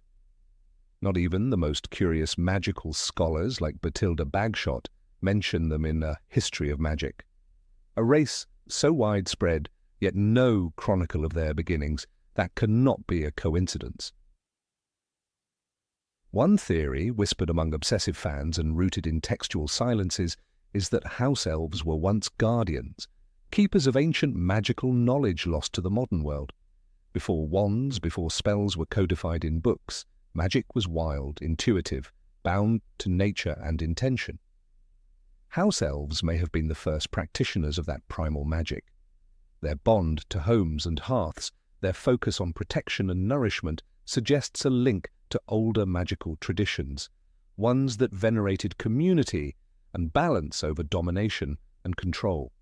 The wizards, in their rise to power, may have rewritten history, casting themselves as the true wielders of magic and reducing house elves to a footnote. Helga Hufflepuff, the founder known for her kindness and inclusion, is the only historical figure associated with house elves in a non-exploitative way. Hogwarts itself became a sanctuary for many magical creatures, and it is likely that Hufflepuff welcomed house elves into the castle not as slaves, but as members of a magical family. Over time, even this refuge became distorted. The elves of Hogwarts now serve quietly, never sitting at the tables they set, never sharing the meals they prepare. The original harmony was broken, possibly by centuries of wizarding entitlement. Hufflepuff's vision remains in the walls of the castle, but the truth has been buried beneath layers of polite ignorance. The tragedy of the house elves lies in this cultural amnesia. Hermione Granger's Society for the Promotion of Elfish Welfare, SPEW, is mocked by her friends and dismissed by adults. But what she touches, unknowingly, is a vein of suppressed truth. Hermione doesn't know the history. No one does, but she feels the injustice. She sees the cracks in the system, and though her efforts are awkward and sometimes condescending, they are the first flickers of rebellion against a centuries-old lie. That the books include this discomfort while the films sidestep it entirely robs audiences of one of the most layered moral questions in the series. In the Room of Requirement during Order of the Phoenix, the House Elves refuse to clean the place where students are secretly training. It is a minor detail, easily overlooked, but deeply significant. House Elves know all the secret passages and rooms in the castle. They move unseen, yet they choose not to betray Dumbledore's army. Why? Because even in their servitude, they recognize truth and rebellion. There is a silent solidarity in their choice. It is the magic of memory, of instinct. Perhaps they remember being free. Perhaps they recognize the same fire in these students that once burned in them. The relationship between magic and morality is a core theme in Rowling's work. Wizards can be powerful and cruel, humble and kind. But the House Elves exist outside that spectrum. Their power is immense, yet tied to obedience. Their morality is not about choice, but duty. That duality, power and powerlessness, defines their suffering. It is a suffering the films chose not to explore. By reducing Dobby to comic relief and cutting Winky entirely, the movies missed a chance to tell one of the most profound stories of lost freedom in the wizarding world. The moment of Dobby's death, though emotionally resonant, loses some of its weight without the deeper context. In the books, his final act is not just bravery, it is the culmination of a personal journey toward selfhood. He rescues his friends, defies his former masters, and dies a free elf. Here lies Dobby, a free elf, Harry carves on his grave. But what does freedom mean when no one remembers the chains?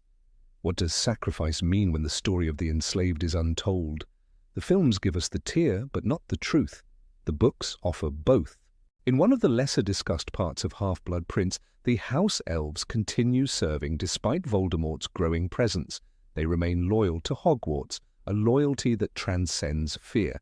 This is not submission. This is resistance, ancient, quiet, and resilient. It is the legacy of a people who once guarded secrets too sacred for wands. Their silence is not consent, it is survival. And perhaps one day, when the world is ready, their voices will be heard again. The origin of House Elves remains one of the greatest unwritten tragedies in Rowling's universe. A race with unmatched magical ability, forgotten by history, stripped of memory, and repurposed as servants. That this story remains untold is not a gap, it is a statement. Some stories are buried not because they are unimportant, but because they are too important. The magic of the House Elves, their real magic, is the ability to endure, to serve with grace what once was served with pride. And in that endurance lies the echo of a lost age and the hope that one day their full history will return to light. Number 21, The Fear of Voldemort. When Harry Potter, Hermione Granger and Ron Weasley appeared on a quiet country lane and whispered the name Voldemort, they were caught in seconds. Not because they were followed or because of any careless mistake, but because they had said the name itself. The very word that carried weight heavier than most spells. In the Deathly Hallows, J.K. Rowling introduces a piece of magic that feels more like a psychological trap than a physical one. The taboo, a curse placed on a word so feared that its very utterance becomes a beacon. Voldemort had enchanted his own name so that anyone brave or foolish enough to speak it would reveal their location instantly. It was an elegant spell, sinister in its simplicity. But more than that, it revealed something about the world of wizards that the films never truly explored, the paralyzing power of fear. It was never just a name. The very syllables, Voldemort, carried a phantom weight across the wizarding world. People called him he who must not be named. you-know-who, or simply avoided speaking of him at all. To speak his name was, in many minds, to invite his gaze. Only a few dared to say it aloud: Dumbledore, Harry, Hermione, and some members of the Order. The taboo curse worked precisely because it targeted that tiny population of unafraid individuals. Voldemort's strategy was less about magic and more about psychology. He turned bravery into a liability. Say the name and you were exposed. It was an ingenious way to eliminate resistance. Not by confronting the masses, but by quietly tracking the few who had not yet bent to fear. This spell, as introduced in the book, did more than trap Harry and his friends. It revealed a chasm in the Wizarding Society between those who had been broken by terror and those still fighting it. But there's one group whose relationship to fear was even more complex, a group largely ignored by the film adaptations: the House Elves. In particular, Dobby. While human wizards avoided the name out of caution or cowardice, the elves reacted with deep, instinctive horror. Not reluctance, not silence, but a visceral, physical reaction that spoke of trauma. In the books, when Voldemort's name is mentioned, Dobby trembles, stammers, and punishes himself. He cannot even form the word without gasping. It is more than superstition. It is learned survival. The films, for all their brilliance, chose to leave out this thread. They gave us a courageous Dobby, determined and noble, but left behind the layers of his fear. In the books, Dobby's heroism is magnified precisely because he acts despite being terrified. In Chamber of Secrets, Dobby doesn't merely warn Harry, he risks everything. He's not defiant because he's unaware of danger, he is painfully aware of it. When Harry says Voldemort's name in Dobby's presence, the elf reacts violently. Rowling writes, Dobby clapped his hands over his ears and moaned, "Ah, speak not the name, sir, speak not the name." This isn't just a comic reaction. It's a window into the cultural trauma of house elves under dark wizards. Dobby's fear is rooted in centuries of servitude. For generations, house elves have served powerful wizarding families, many of whom aligned themselves with dark forces. The Malfoys, who owned Dobby, were proud supporters of Voldemort.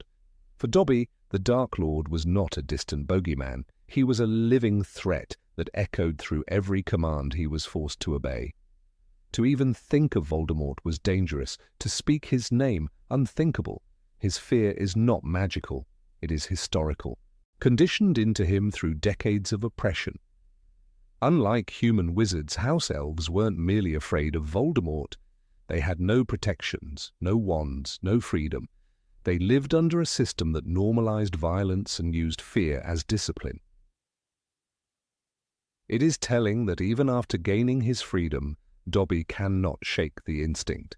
His independence does not erase the imprint left by years of abuse. The scars are deep, and his reaction to Voldemort's name shows just how long trauma lingers. This makes Dobby's courage all the more striking. He helps Harry again in the Deathly Hallows, not because he is unafraid, but because he chooses to act despite it. When he apparates into Malfoy Manor to rescue the captives, he is walking into the very den of his former abusers.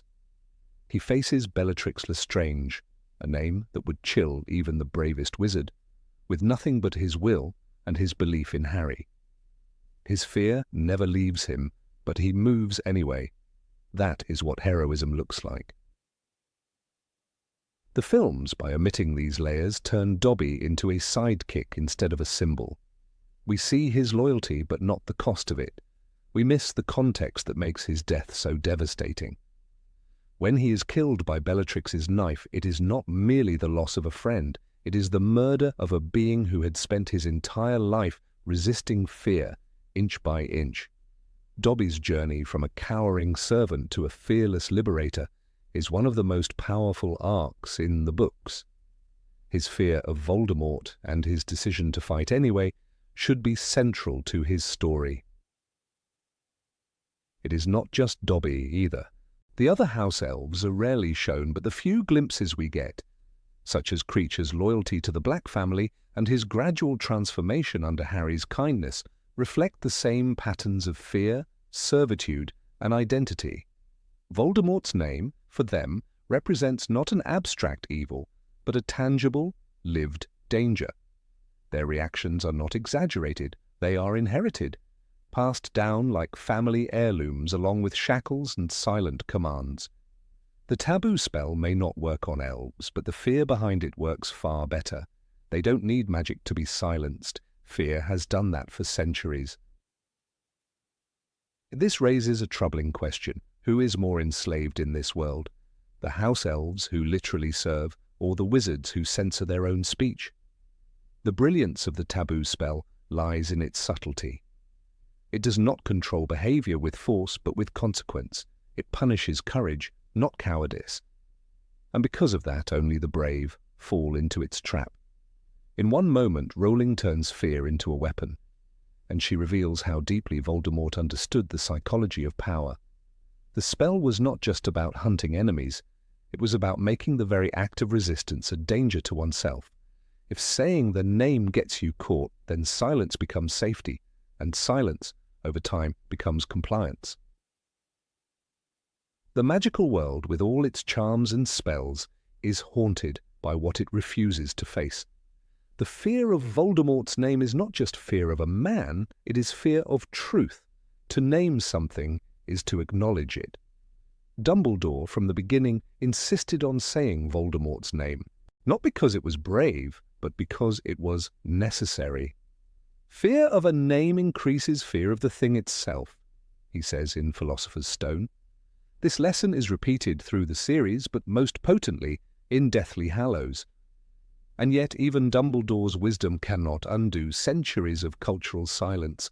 Wizards fear the name, elves fear the man. And both remain in different ways enslaved. The loss of this nuance in the films is not just a missed scene.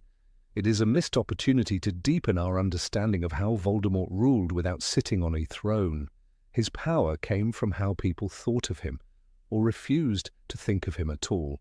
His tyranny wasn't enforced solely by Death Eaters, but by the silence of the public.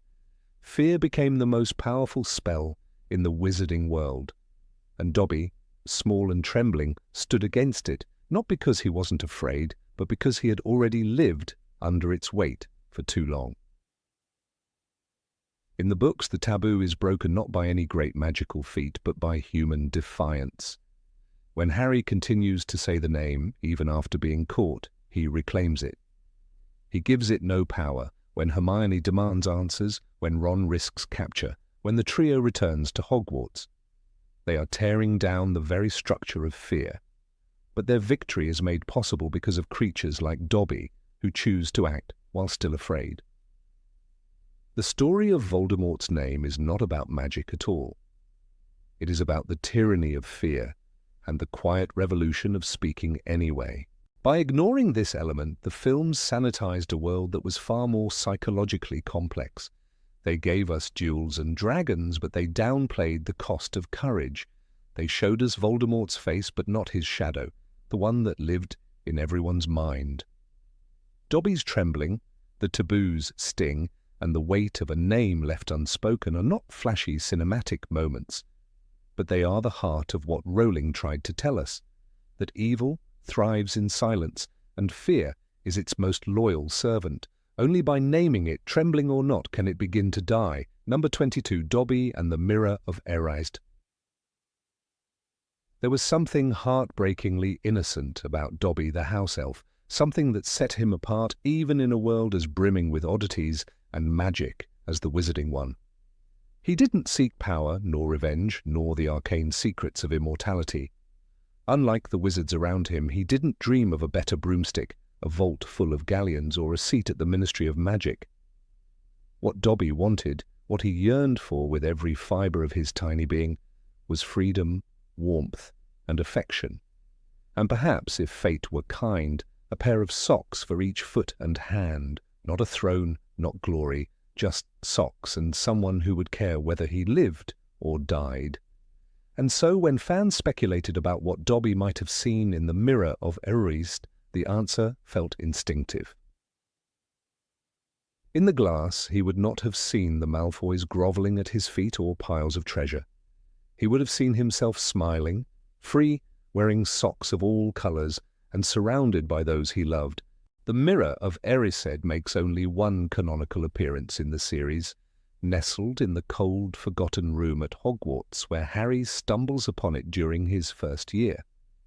The mirror, ancient and ornate, reveals not one's reflection, but one's deepest desire. For Harry, it showed his family, his parents, whole and smiling, with green eyes identical to his. For Ron, it offered admiration and recognition, the glory of Quidditch and the admiration of peers.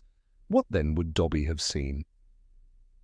The books never say, but the clues lie not in what is shown, but in how Dobby lives.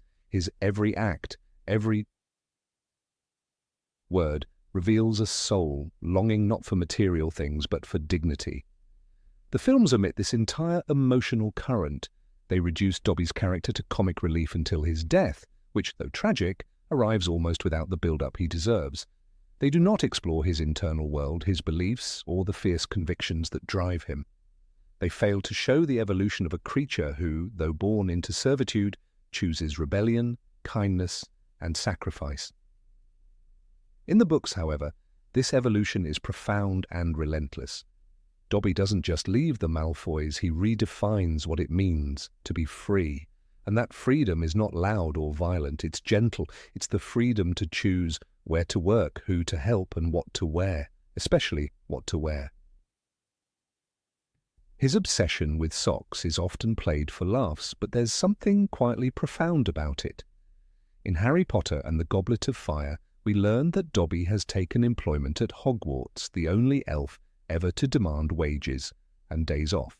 He is proud to be paid 1 galleon a week, and he spends his meagre earnings on socks, mismatched, brightly coloured, sometimes hideous, always precious. Hermione, the only wizard to truly respect house elves, is astonished and delighted by this. Dobby likes clothes, he explains, not out of vanity but out of identity. Socks are not just garments to Dobby, they are symbols of his freedom. A sock freed him after all. Lucius Malfoy tossed Harry's dirty sock aside and Dobby caught it. That moment was the severing of chains. Imagine Dobby before the mirror of Erised. His reflection would not be a towering figure or a powerful sorcerer.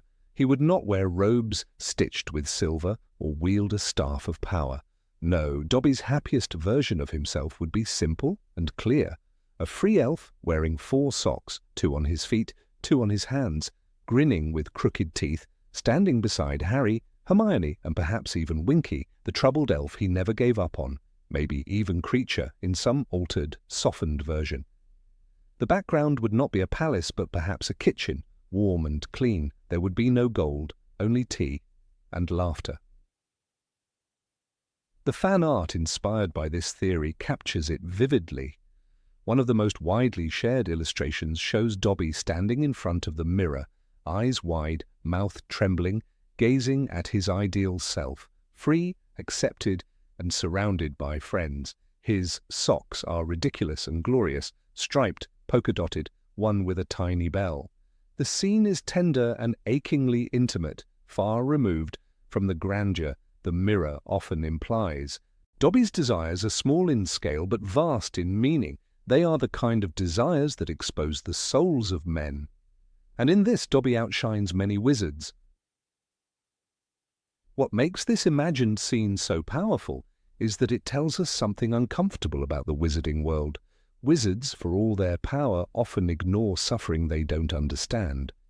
House elves, enslaved for centuries, are invisible to most. When Hermione starts SPEW, Ron scoffs and even Harry stays neutral. The kindness shown to Dobby is rare and hard-earned. And still, Dobby gives everything.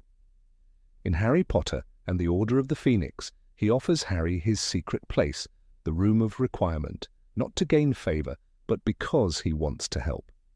Dobby is used to being treated like dirt, he says, and yet he treats others with reverence. Dobby's moral compass is perhaps the truest in the series. He stands up to Lucius Malfoy, defies death to warn Harry, disobeys his masters at great personal risk. His courage is quiet, never flaunted. He doesn't need applause. In Harry Potter, and the Deathly Hallows, he risks everything to rescue Harry and his friends from Malfoy Manor. His last words are, "Such a beautiful place to be with friends. Dobby is happy to be with his friend Harry Potter." And then he dies, not in a battle, not in a duel, but as a casualty of compassion. He is buried with love, and Harry marks his grave with a stone. Here lies Dobby, a free elf. Had the films explored Dobby's soul with more care, had they offered even a glimpse of what he longed for deep down, his death might have carried even more weight. But the visual language of cinema often neglects the subtlety of longing. The mirror of Erised is not just a plot device. It is a psychological lens. It could have shown the audience who Dobby truly was, without words. A 5-second shot, unspoken, of Dobby gazing into the mirror would have said more than any monologue. But the opportunity was missed. J.K. Rowling never explicitly describes Dobby's reflection in the mirror, but she didn't need to. It's in the way he cherishes each sock Harry gives him, how he polishes the doorknobs at Hogwarts even when he's off duty, how he defends Harry, not out of debt, but out of devotion. The simplicity of his dreams is both childlike and saintly. Dobby wants to be needed, he wants to be loved, he wants to belong. These are not lesser desires, they are the core of being. Unlike so many characters in the series who battle with ambition, jealousy, or insecurity, Dobby is free of internal rot. He is not tempted by power. He never betrays anyone. He is grateful for kindness and repays it tenfold. He's what every wizard might aspire to be if stripped of pride and fear. And so when fans draw him in front of the mirror, they are not guessing.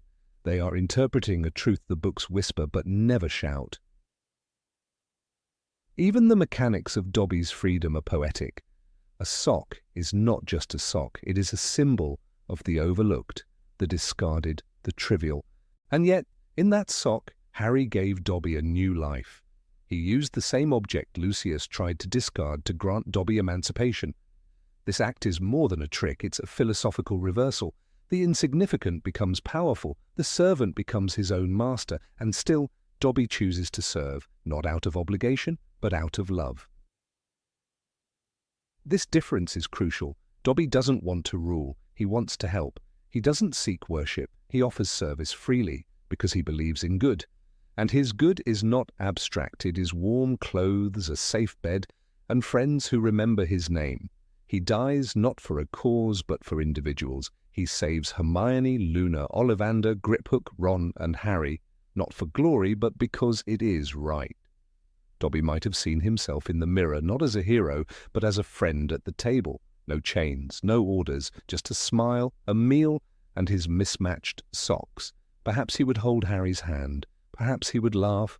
There would be no grandeur, only acceptance. And perhaps that is the deepest desire of all. Number 23, the loss. No one noticed. In the cold, damp silence of Shell Cottage, the freshly dug grave overlooked the sea. The wind whipped around Harry, Hermione, and Ron, who stood in heavy silence before the final resting place of the creature who had saved them all. The sand was still disturbed, the carved stone reading, "Here lies Dobby, a free elf." In the book, this moment was not just a farewell to a beloved friend, but a bitter revelation. Harry, reflecting on the elf's sacrifice, said quietly, "I don't think even Hermione has ever met a greater spirit than Dobby." Yet beyond the small circle of grief, 3 young wizards and a few mourners, the world remained unmoved. Hogwarts did not lower its flags, the ministry did not release statements, no candles burned in memory. Dobby died as he lived, unnoticed by the world he served so loyally. The contrast was deafening. In a war where every life lost became a symbol, Dobby's passing was a void. Sirius Black had a portrait draped in black. Dumbledore received a funeral the likes of which no student or teacher would forget. Even Mad-Eye Moody, whose body was never recovered, was remembered with whispers of valor. But Dobby, brave, humble, free, was buried in the sand by Harry's own hands, because no one else thought to honor him. This quiet act of mourning was not only a tribute to the elf, but a condemnation of a world that never saw him as more than a creature. In the Deathly Hallows, Dobby appears only briefly, just long enough to rescue the trio from the clutches of the Malfoys and pay the ultimate price. His death, however, strikes like a thunderclap. It isn't just the loss of a friend, it is the loss of innocence, the death of an ideal. Here was someone who embodied loyalty without condition, courage without recognition, love without expectation. And the world barely blinked. No one from the Order of the Phoenix asked about him. Not even at Bill and Fleur's home, where Dobby died, did others come to the grave in the days that followed. This silence reveals one of the cruelest truths in the wizarding world. Even in a society torn apart by the battle for equality and justice, the death of a non-human, even a hero, did not move hearts. The same elf who had once defied the Malfoys risked his life to warn Harry in the Chamber of Secrets, and later helped Harry in the Goblet of Fire, died saving him again. Yet to most, he remained simply a house elf. No more than a servant. No more than a tool. The film adaptation glosses over this entirely. After Dobby dies, the movie gives us a brief grave scene, a few lines of sorrow, and then it's gone. The emotional weight, the societal injustice, the world's indifference, disappears into cinematic fog. There is no reflection on the fact that this was a being who broke his own chains, who chose love over fear, who fought in a war that was never his. The camera moves on, and so does the world. In the book, Harry is changed by Dobby's death. It marks a turning point, not just in the plot, but in his soul. He refuses to use Voldemort's name, knowing it triggers the taboo. He abandons impulsive actions, becomes thoughtful, deliberate. Digging the grave with no magic, he does not speak but thinks deeply. About Dobby, about freedom, about sacrifice. Rowling writes, he dug with a kind of fury, relishing the manual work, glorying in the non-magic of it. This was more than grief, it was a moment of awakening, but the world around Harry never shares this change. The injustice stands and no one notices. It is Hermione who had long championed house elf rights, who created SPEW, who tried, often in vain, to make others see elves as more than magical property. Even she, in this moment, stands quietly, unable to find words. Her silence, perhaps, is an acknowledgement of how deep-rooted the problem is. She cannot force the world to care. Even Ron, who once mocked her efforts, begins to understand. But it's too late. Dobby is gone, and no amount of realization can bring back the respect he never received. There is something bitterly ironic about the fact that Kreacher, the embittered house elf of Grimmauld Place, ends up leading the house elves in the Battle of Hogwarts. These same elves, who were scorned and ignored by wizards, came to fight for a world that never truly valued them, and yet even then their bravery was a footnote. The spotlight stayed on human heroes. Elves remained in the shadows. Dobby didn't live to see that battle. He didn't get a statue. He didn't get his name spoken in the Great Hall. What makes Dobby's story even more tragic is that his life was a series of acts of rebellion wrapped in humility. He stole magic to save Harry. He disobeyed orders. He endured punishment. He accepted freedom, not for comfort, but so he could choose his own path. In the Goblet of Fire, Dobby is found working at Hogwarts for wages, the only elf there to do so. He wears mismatched clothes, not out of ignorance, but as a proud mark of freedom. He represents a spirit that refuses to be owned, and yet that spirit dies alone. Perhaps the most heartbreaking element is how the magical society reflects our own. Creatures who do not look or speak like us are easy to overlook. We cheer for their victories, but only when they serve our purpose. We ignore their deaths because their lives didn't register in our value system.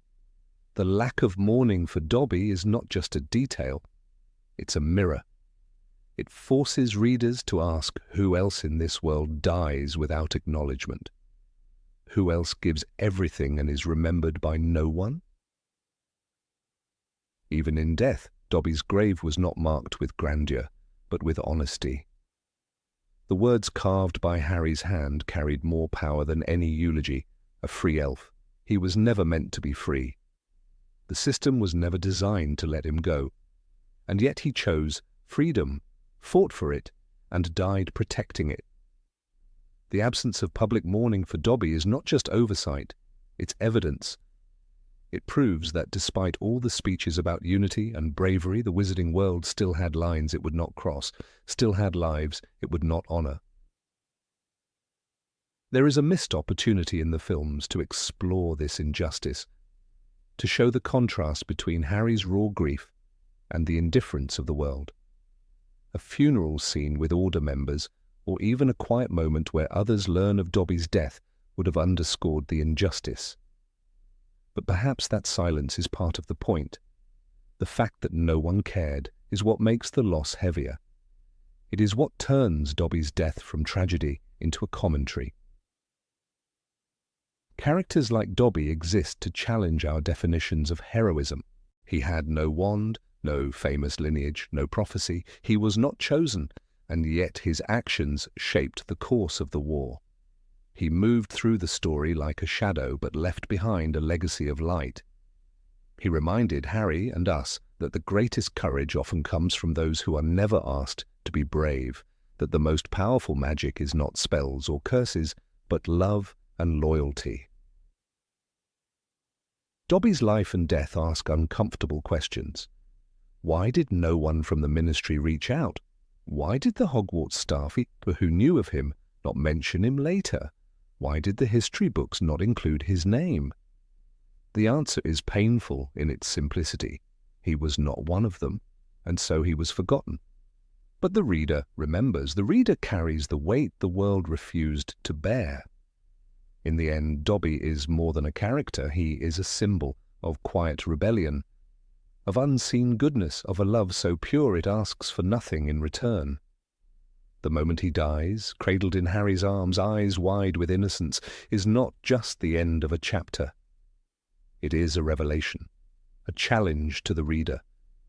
Will you be like the rest of the wizarding world who looked away? Or will you remember the elf who gave everything and received only silence in return? This perhaps is the loss no one noticed, not just the death of Dobby, but the death of recognition, of gratitude, of justice. And it is in this quiet injustice that the books whisper one of their most powerful truths. Sometimes the smallest voice tells the greatest story. Number 24, House Elves and Hogwarts Secret Passages. In the cold stone heart of Hogwarts Castle, where tapestries ripple and staircases twist with a will of their own, there exists a presence even more elusive than the ghosts or portraits, one that rarely seeks the limelight but sees and hears everything. Hidden in kitchens and corridors, behind enchanted fireplaces and beneath enchanted ceilings, the house elves walk paths that no student dares to imagine. It is not just magic they serve, but the ancient rhythm of the castle itself. In Harry Potter and the Order of the Phoenix, when rebellion stirs against Dolores Umbridge's iron rule, it is not spells or wands that grant true freedom of movement, but the quiet loyalty of the house elves, particularly one named Dobby. Dobby, the former servant of the Malfoy family, might appear erratic or even comic in the films, but in the books he emerges as a crucial, deeply knowledgeable ally. When he tells Harry about hidden corridors and unknown passageways, it is not idle chatter. These are sacred secrets passed among elves alone, guarded by beings who clean every hall, polish every torch bracket, and walk through walls with the same ease that wizards walk through doors. When Dobby says, "Dobby," knows the secret ways of Hogwarts the house elves do not tell, he's not just being dramatic. He is stating an ancient truth. The house elves are the true cartographers of Hogwarts, keepers of the unseen. During Umbridge's tyrannical regime, every movement in the castle was monitored. Students were interrogated for the most innocent slips. Fred and George Weasley were plotting rebellion, and even the staircases seemed to groan under the tension. Yet Harry and his friends always managed to find their way to the room of requirement. How? It wasn't luck. It wasn't just magic. It was knowledge offered by Dobby, who knew that the seventh floor corridor sometimes held a room that changed to suit the seeker's need. Without this knowledge, Dumbledore's army might never have found a safe haven. It was Dobby who led them to it, and he found it not through rumour, but through centuries-old understanding of the castle's secrets. The films unfortunately choose spectacle over subtlety. Dobby's sudden appearances are treated like magic tricks, surprising, unexplained, even comedic. But in the books, every movement he makes is intentional. When he rescues Harry at Malfoy Manor in Deathly Hallows, he does not simply pop in. He knows exactly where to apparate, how to bypass barriers, and where to avoid detection. This ability comes not from a gift unique to Dobby, but from a collective knowledge shared among the house elves of Hogwarts. The films never show us that these elves, so often overlooked, can slip through stone and spell alike. Few remember that Hogwarts was not merely built, it was infused with intention. Its 4 founders, each with their own vision, created a school riddled with enchantments and complexities. Godric Gryffindor's sword hides in a hat. Salazar Slytherin builds a basilisk lair under a bathroom. Ravenclaw's tower demands riddles. But between these grandeur tales, the house elves thrived in the hidden architecture. They maintain the castle's rhythm, not by command, but by tradition. When Sirius Black breaks into Gryffindor Tower in Prisoner of Azkaban, Filch and the professors are baffled, but the elves would not be surprised. They know every rat tunnel, every shift in stone. They've used them for generations. One of the lesser-known facts buried in the narrative is that house elves can apparate and disapparate inside Hogwarts, something wizards cannot do. Dobby reveals this fact casually in Order of the Phoenix. House elves can apparate and disapparate in Hogwarts, sir. House elves is not like wizards.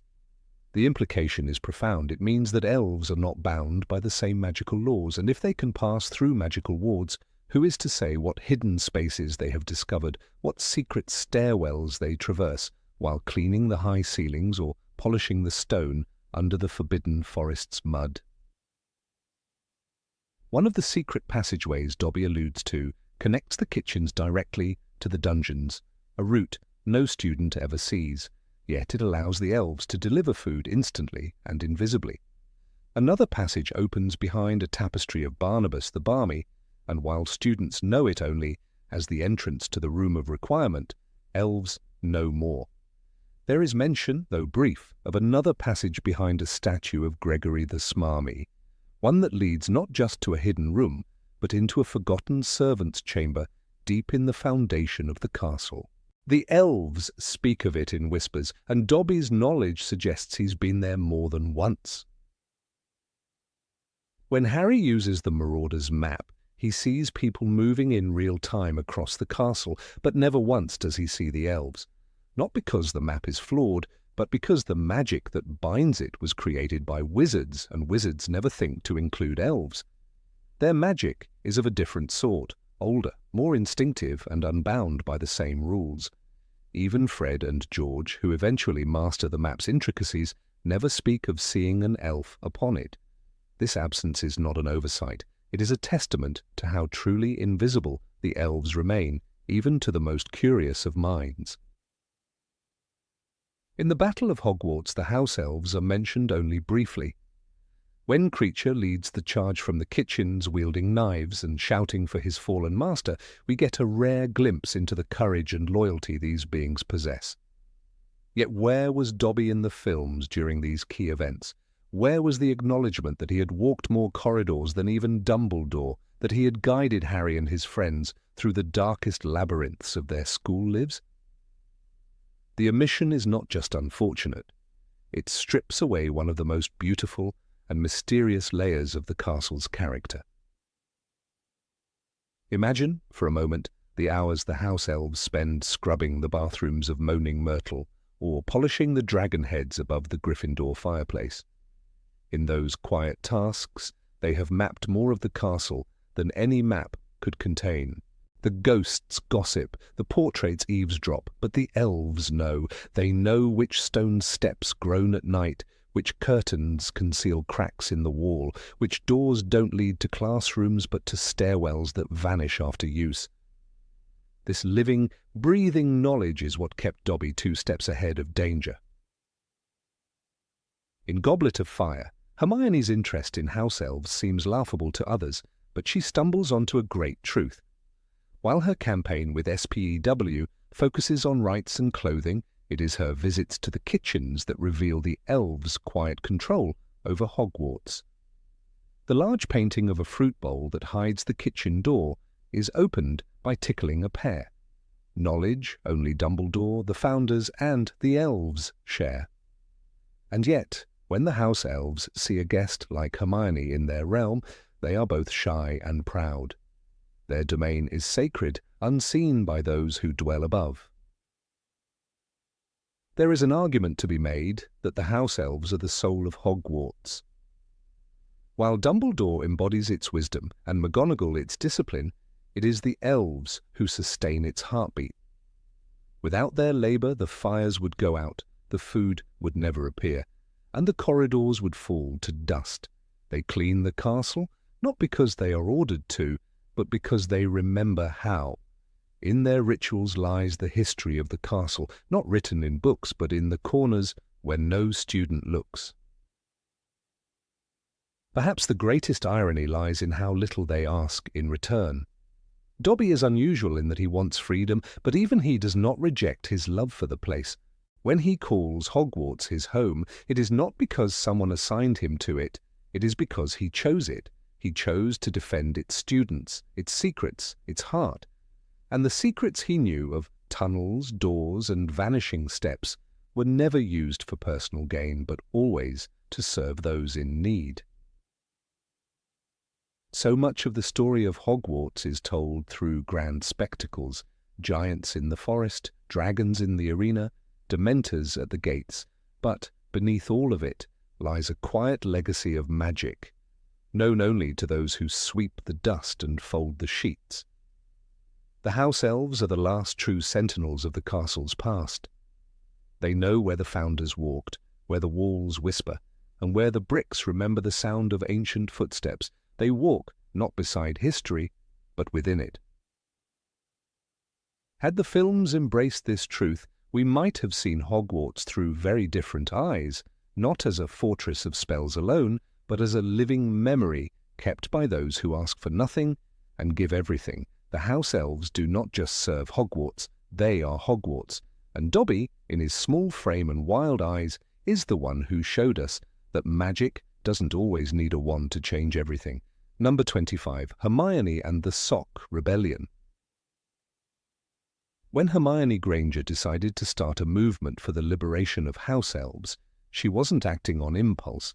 She had spent hours in the Hogwarts library poring over legal texts, magical contracts, and history books detailing the centuries-long subjugation of magical creatures.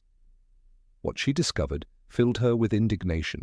House elves, bound to serve wizarding families, lived without pay, without rights, and worst of all, without complaint. It was this last part that disturbed her the most. They didn't even want freedom. And so Hermione founded SPEW, the Society for the Promotion of Elfish Welfare, with a badge and a bold mission. But what came next, tucked between the dramatic pages of Goblet of Fire and later Order of the Phoenix, was one of the most curious and quietly profound subplots in the series. It never made it to the screen, and that absence left behind a philosophical silence the films never dared explore. Hermione's crusade for the elves took on a very specific, if slightly misguided shape by the time they returned to Hogwarts. She began knitting socks, hats, mittens and scarves, colourful, mismatched, handmade things, and hiding them throughout the Gryffindor common room. Her reasoning was simple and, to her, perfectly logical. By leaving these clothes out, house elves who cleaned the dormitories at night would accidentally pick them up and be instantly freed according to the ancient magical rules, binding their servitude. What Hermione didn't count on was how deep the conditioning ran. Instead of finding joy, the elves took great offence. They interpreted her gifts as a form of trickery, even an insult. They were so appalled, they refused to clean Gryffindor Tower altogether. In their place came Dobby, the only elf who had ever tasted freedom and craved more. Having been freed by Lucius Malfoy in the most unlikely of circumstances, thanks to a sock hidden in a book, Dobby had a unique understanding of what it meant to be liberated. He had suffered, yes, employment had been nearly impossible, but he had also discovered dignity, self-worth, and most importantly, the power of choice. When he learned about Hermione's efforts, Dobby didn't hesitate. He took up the cleaning duties. Gryffindor Tower alone, collecting every sock and scarf he could find with wild enthusiasm. He wore them all at once, socks on his ears, hats stacked high on his head, scarves trailing like banners. It was ridiculous. It was beautiful. Hermione continued her campaign, unaware or perhaps unwilling to fully grasp that her activism was not being received the way she intended. To her, the logic was clear. No one should be enslaved, and freedom, by any means, was a blessing. But House Elves, with generations of cultural indoctrination, saw their servitude not as slavery, but as purpose. To be given clothes was to be cast aside, discarded. For them, it was not liberation, but shame. The other elves, horrified by Dobby's joy, avoided both him and the tower. Hogwarts' cleaning system had never faced a rebellion like this before. And the irony was piercing. The very group Hermione wanted to free now refused to come near her. Rowling's books are full of quiet moral paradoxes, but few are as sharply drawn as this. In Order of the Phoenix, it's mentioned that the other elves find it insulting. They leave the Gryffindor Tower for Dobby alone now. Hermione's idealism had created a micro-revolution, but instead of liberation, it led to alienation. Her heart was in the right place, yet the recipients of her charity wanted no part of it. This subplot, humorous on the surface, is deeply philosophical beneath. What is freedom if it's unwanted? Can liberty be imposed? And most disturbingly, what if captivity is a comfort some refuse to let go? The films bypassed this entire storyline now, and in doing so they left behind one of the most important character developments for Hermione and one of the richest questions in the entire series. The movies showed us the Hermione who solved puzzles and brewed Polyjuice Potion, who slapped Malfoy and battled Death Eaters. But they did not show the Hermione who tried to reshape a world and failed, not because of a villain, but because of the very people she wanted to help. That absence matters. Without it, we miss the Hermione who confronts moral complexity, who learns that good intentions are not enough. Dobby, ever the symbol of chaotic sincerity, embraced Hermione's discarded offerings with the unfiltered joy of someone who had been starved of choice. He didn't just collect the garments, he celebrated them.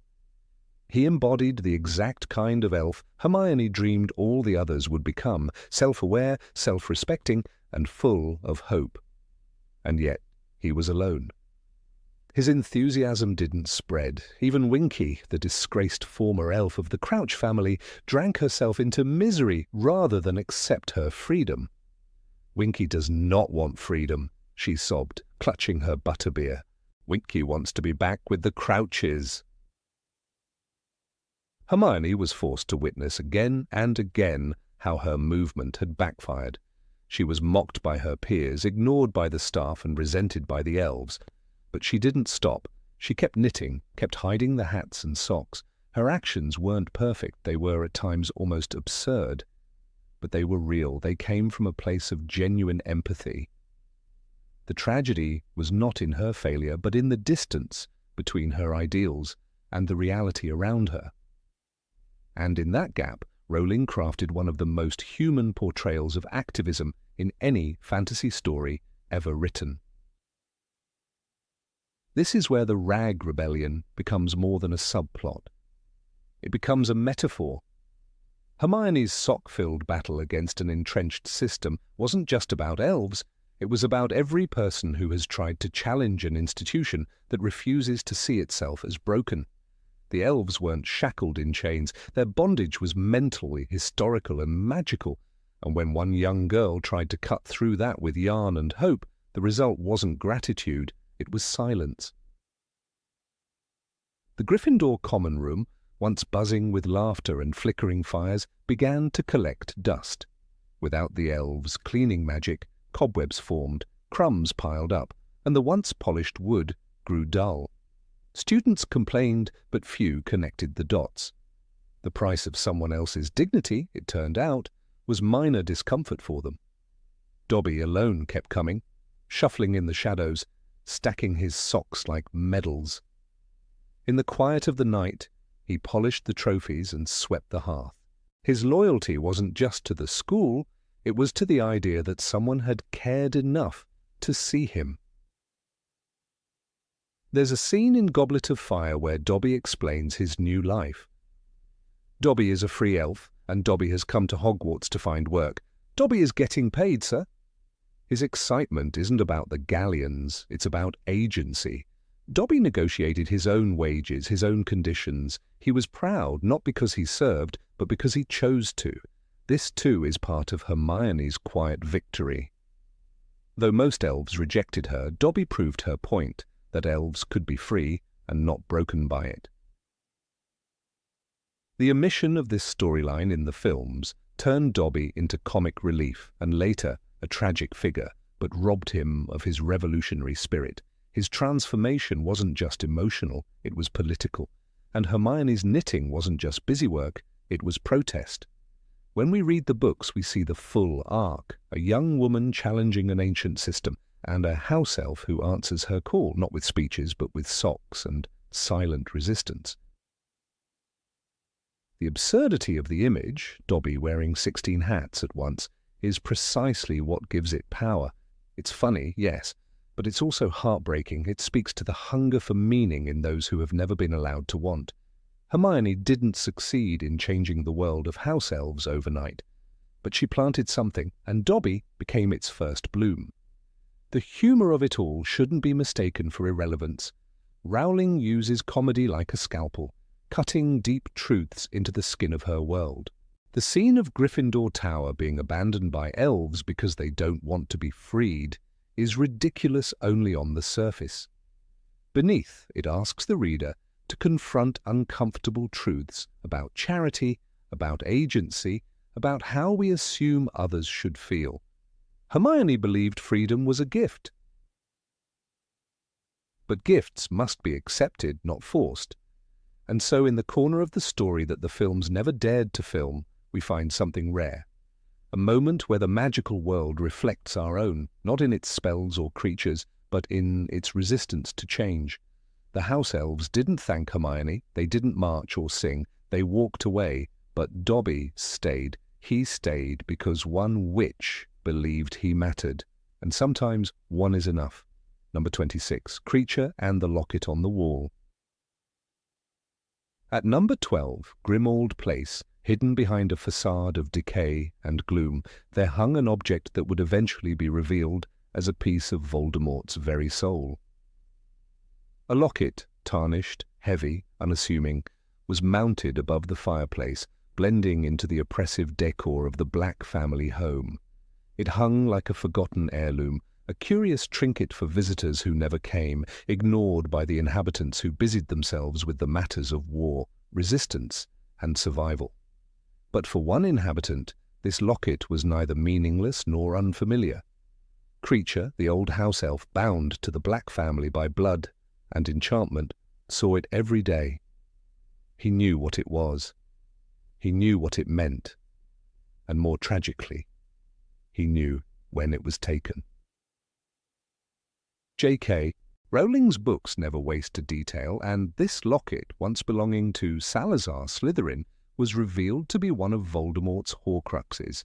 It had lingered in the heart of the Order of the Phoenix's headquarters, unseen, unnoticed, and worst of all, unasked about. Kreacher had witnessed Mundungus Fletcher pilfering it in one of his routine thefts, taking it along with other Black family relics to pawn or peddle for his own benefit. Kreacher hated Mundungus. He hated the theft. He hated the desecration of the house he once maintained for his beloved mistress, Walburga Black. But Kreacher said nothing. His silence, born of bitterness, neglect, and the years of servitude under wizards who rarely looked him in the eyes, became one of the costliest silences in the war against Voldemort. In the film adaptations of the Harry Potter series, this pivotal moment is diluted, almost entirely erased. Kreacher becomes a background figure, briefly redeemed by Harry's gesture of kindness, but his true importance, his knowledge, pain, and role in the chain of events leading to the discovery of the Horcrux, is sidelined. There is no fireplace scene, no discussion of the locket's quiet presence in the heart of their headquarters. The camera never lingers on the weight of the object, nor on the weight of Kreacher's silence. A crucial thread in the tapestry of the story is left hanging, never tied to. The narrative as it should have been. In Harry Potter and the Deathly Hallows, the truth spills out slowly. Harry begins to suspect that the locket he and Dumbledore retrieved from the cave was a fake. He recalls the one they all had seen before, the locket at Grimmauld Place. A heavy locket that none of them could open, Rowling wrote in Order of the Phoenix. The description is easy to miss at the time, but when viewed in retrospect, it is unmistakable. The real Horcrux was there, hanging in plain sight while the Order met, while they planned their missions, while they stood feet away from one of Voldemort's anchors to immortality. Kreacher had known. He had watched it disappear. He had kept the secret close to his chest, nursing his bitterness in the shadows. Why didn't he speak up? Why didn't he tell Sirius? Why didn't he scream when Mundungus stole the heirloom that once belonged to Salazar Slytherin? The answer lies in the way wizards treated house elves, not as equals, not even as sentient beings with emotions and memories, but as tools, relics themselves of a bygone era. No one asked Kreacher, no one cared to. Sirius Black, rebellious and wounded, treated Kreacher with open contempt. He called him names, he mocked him, he dismissed his loyalty to the Black family as stupidity. And Kreacher, in turn, betrayed him. Not because he was evil, but because he was broken, twisted by generations of magical servitude and by the hatred passed down from his masters. When Harry, Ron, and Hermione questioned Kreacher later, he finally confessed. He told them about the cave, about Regulus Black's quiet rebellion, and about the locket. His voice trembled not with fear, but with grief. Master Regulus was a good boy, Kreacher said. In his raspy tones was a lifetime of loyalty ignored, a heart bruised by decades of invisibility. Kreacher's revelation reframed everything. The house elf, overlooked and despised, had been at the center of one of the most significant events in the war. Regulus had ordered him to accompany him to the cave. Kreacher drank the potion meant to protect the Horcrux. Kreacher suffered. He returned, as ordered, and Regulus never did. And then Kreacher was left to tend a house filled with dark memories and a fireplace adorned with a locket no one cared about. Not until it was too late. When Mundungus stole the locket, it was just another theft in a long list of offences. But to Kreacher, it was sacrilege. He had been told to protect it. Regulus had died for it. It was sacred in the way that only love and loss can make something sacred. Still he said nothing, because in the world of wizards, house elves are not asked for their opinions. They are not consulted, even when they are the only ones who know the truth. The silence around the fireplace at Grimmauld Place became symbolic, not just of a hidden Horcrux, but of a society that refused to hear the voices that mattered most. In the films, this entire arc is compressed, streamlined, sanitized. The complexity of Kreacher's character is brushed aside in favor of expediency. His resentment, his betrayal, his pain, and his eventual redemption are flattened into a single loyal gesture. The viewer is left unaware of the emotional depth that Rowling wove into the narrative. The house elf's voice, already marginalized in the wizarding world, is silenced once again in the cinematic retelling. This matters not just for the sake of storytelling, but because Kreacher's silence was never just his own. It was the silence of all house elves, of all those deemed lesser by a magical society that prided itself on enlightenment. It was the silence enforced by centuries of enchantments, of servitude disguised as loyalty, of pain mistaken for obedience. The locket above the fireplace represented more than a piece of Voldemort's soul. It represented the soul of a world that had gone unexamined for too long. And Harry, to his credit, begins to learn. When he offers Kreacher kindness, when he gives him the fake locket as a gift and treats him with dignity, something changes. The bitterness in Kreacher's voice fades. He speaks with clarity. He becomes helpful, eager even. He leads the way to Mundungus. He fights for Harry at the Battle of Hogwarts, but none of this erases what came before. It only makes it more tragic, because it didn't have to be this way. If someone had asked Kreacher about the locket earlier, if someone had seen him not as furniture but as family, the Horcrux could have been found long before Dumbledore's death. The image of the locket, glinting in the dim light of the grim old place drawing room, haunts the reader. It haunts because it was there. It haunts because it was visible. It haunts because it was a missed opportunity that cost lives. In the quiet of that room, in the shuffling footsteps of a weary house elf, in the crackle of firelight beneath a darkened mantle, an entire war could have turned sooner. But it didn't, because no one asked Kreacher. And that is the core of this forgotten scene. Its emotional violence lies in its simplicity. An enslaved being had the answer. A stolen object held the key. A home full of warriors stood silent before a fireplace, while a fragment of darkness pulsed above them. The locket wasn't hidden, it was ignored, just like the house elf who could have saved them all. Number 27. Why House Elves Don't Rebel. In the cold, stone kitchens of Hogwarts, beneath the clatter of enchanted knives and the bubbling of cauldrons, a quiet force worked unseen. Dozens of house elves, their eyes wide and glowing, hands deft with centuries of practice, laboured not out of obligation, but out of something deeper, something older than tradition, and more binding than any magical contract a wizard could conceive. The films scarcely gave them more than a glance. The books, however, told a different tale, one that hinted at profound truths buried beneath layers of inherited obedience. Many readers have asked, why, if house elves possess such tremendous magical strength, do they never rebel? The answer, though never fully spelled out, pulses beneath the surface of J.K. Rowling's narrative. And it begins with the kind of magic that is invisible not because it is subtle, but because it is biological. House elves are not simply magical creatures. They are bound beings, not by chains or laws, but by the deepest threads of magical instinct. When Dobby attempted to disobey his masters, the Malfoys, he didn't just suffer threats or punishment from others, he punished himself. In Harry Potter and the Chamber of Secrets, Rowling describes how Dobby ironed his own hands and slammed his ears in the oven door. This self-inflicted torment wasn't symbolic, it was magical compulsion. The moment he even thought about defying Lucius Malfoy, his body reacted with pain. It wasn't bravery alone that held him back. It was an inborn system of control, as deeply embedded as a heart or lungs.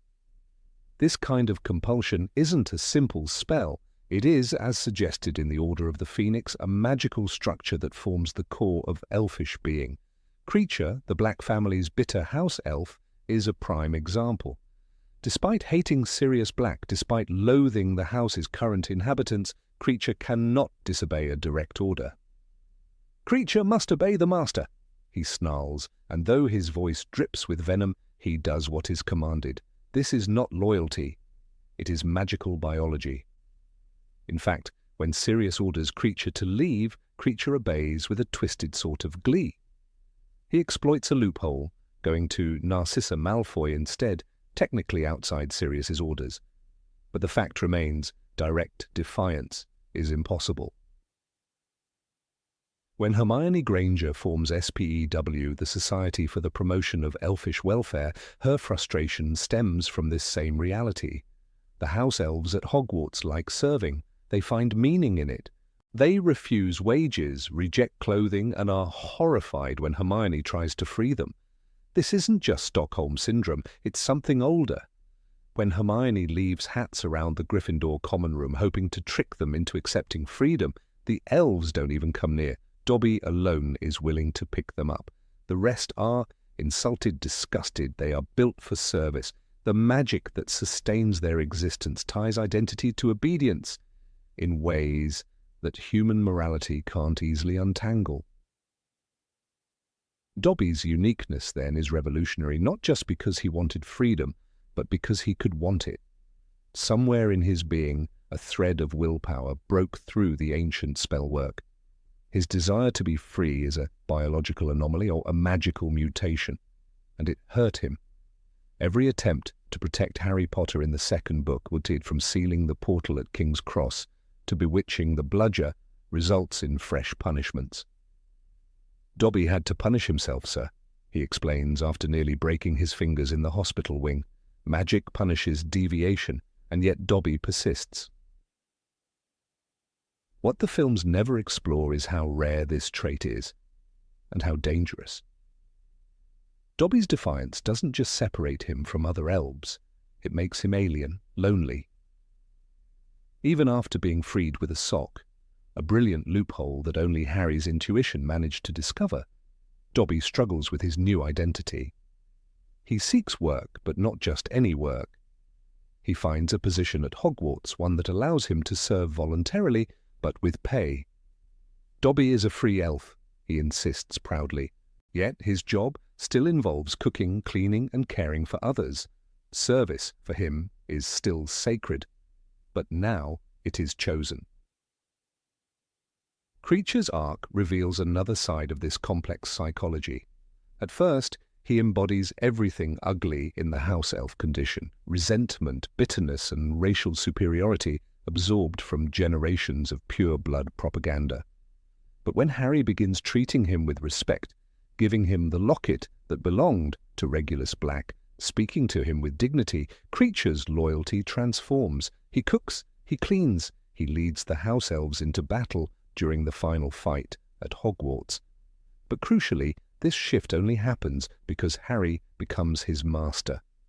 Kreacher cannot love Harry because of virtue. He must first belong to him. This fact lays bare the nature of house elf bondage. There is no path to rebellion because the very magic that sustains house elves forbids it.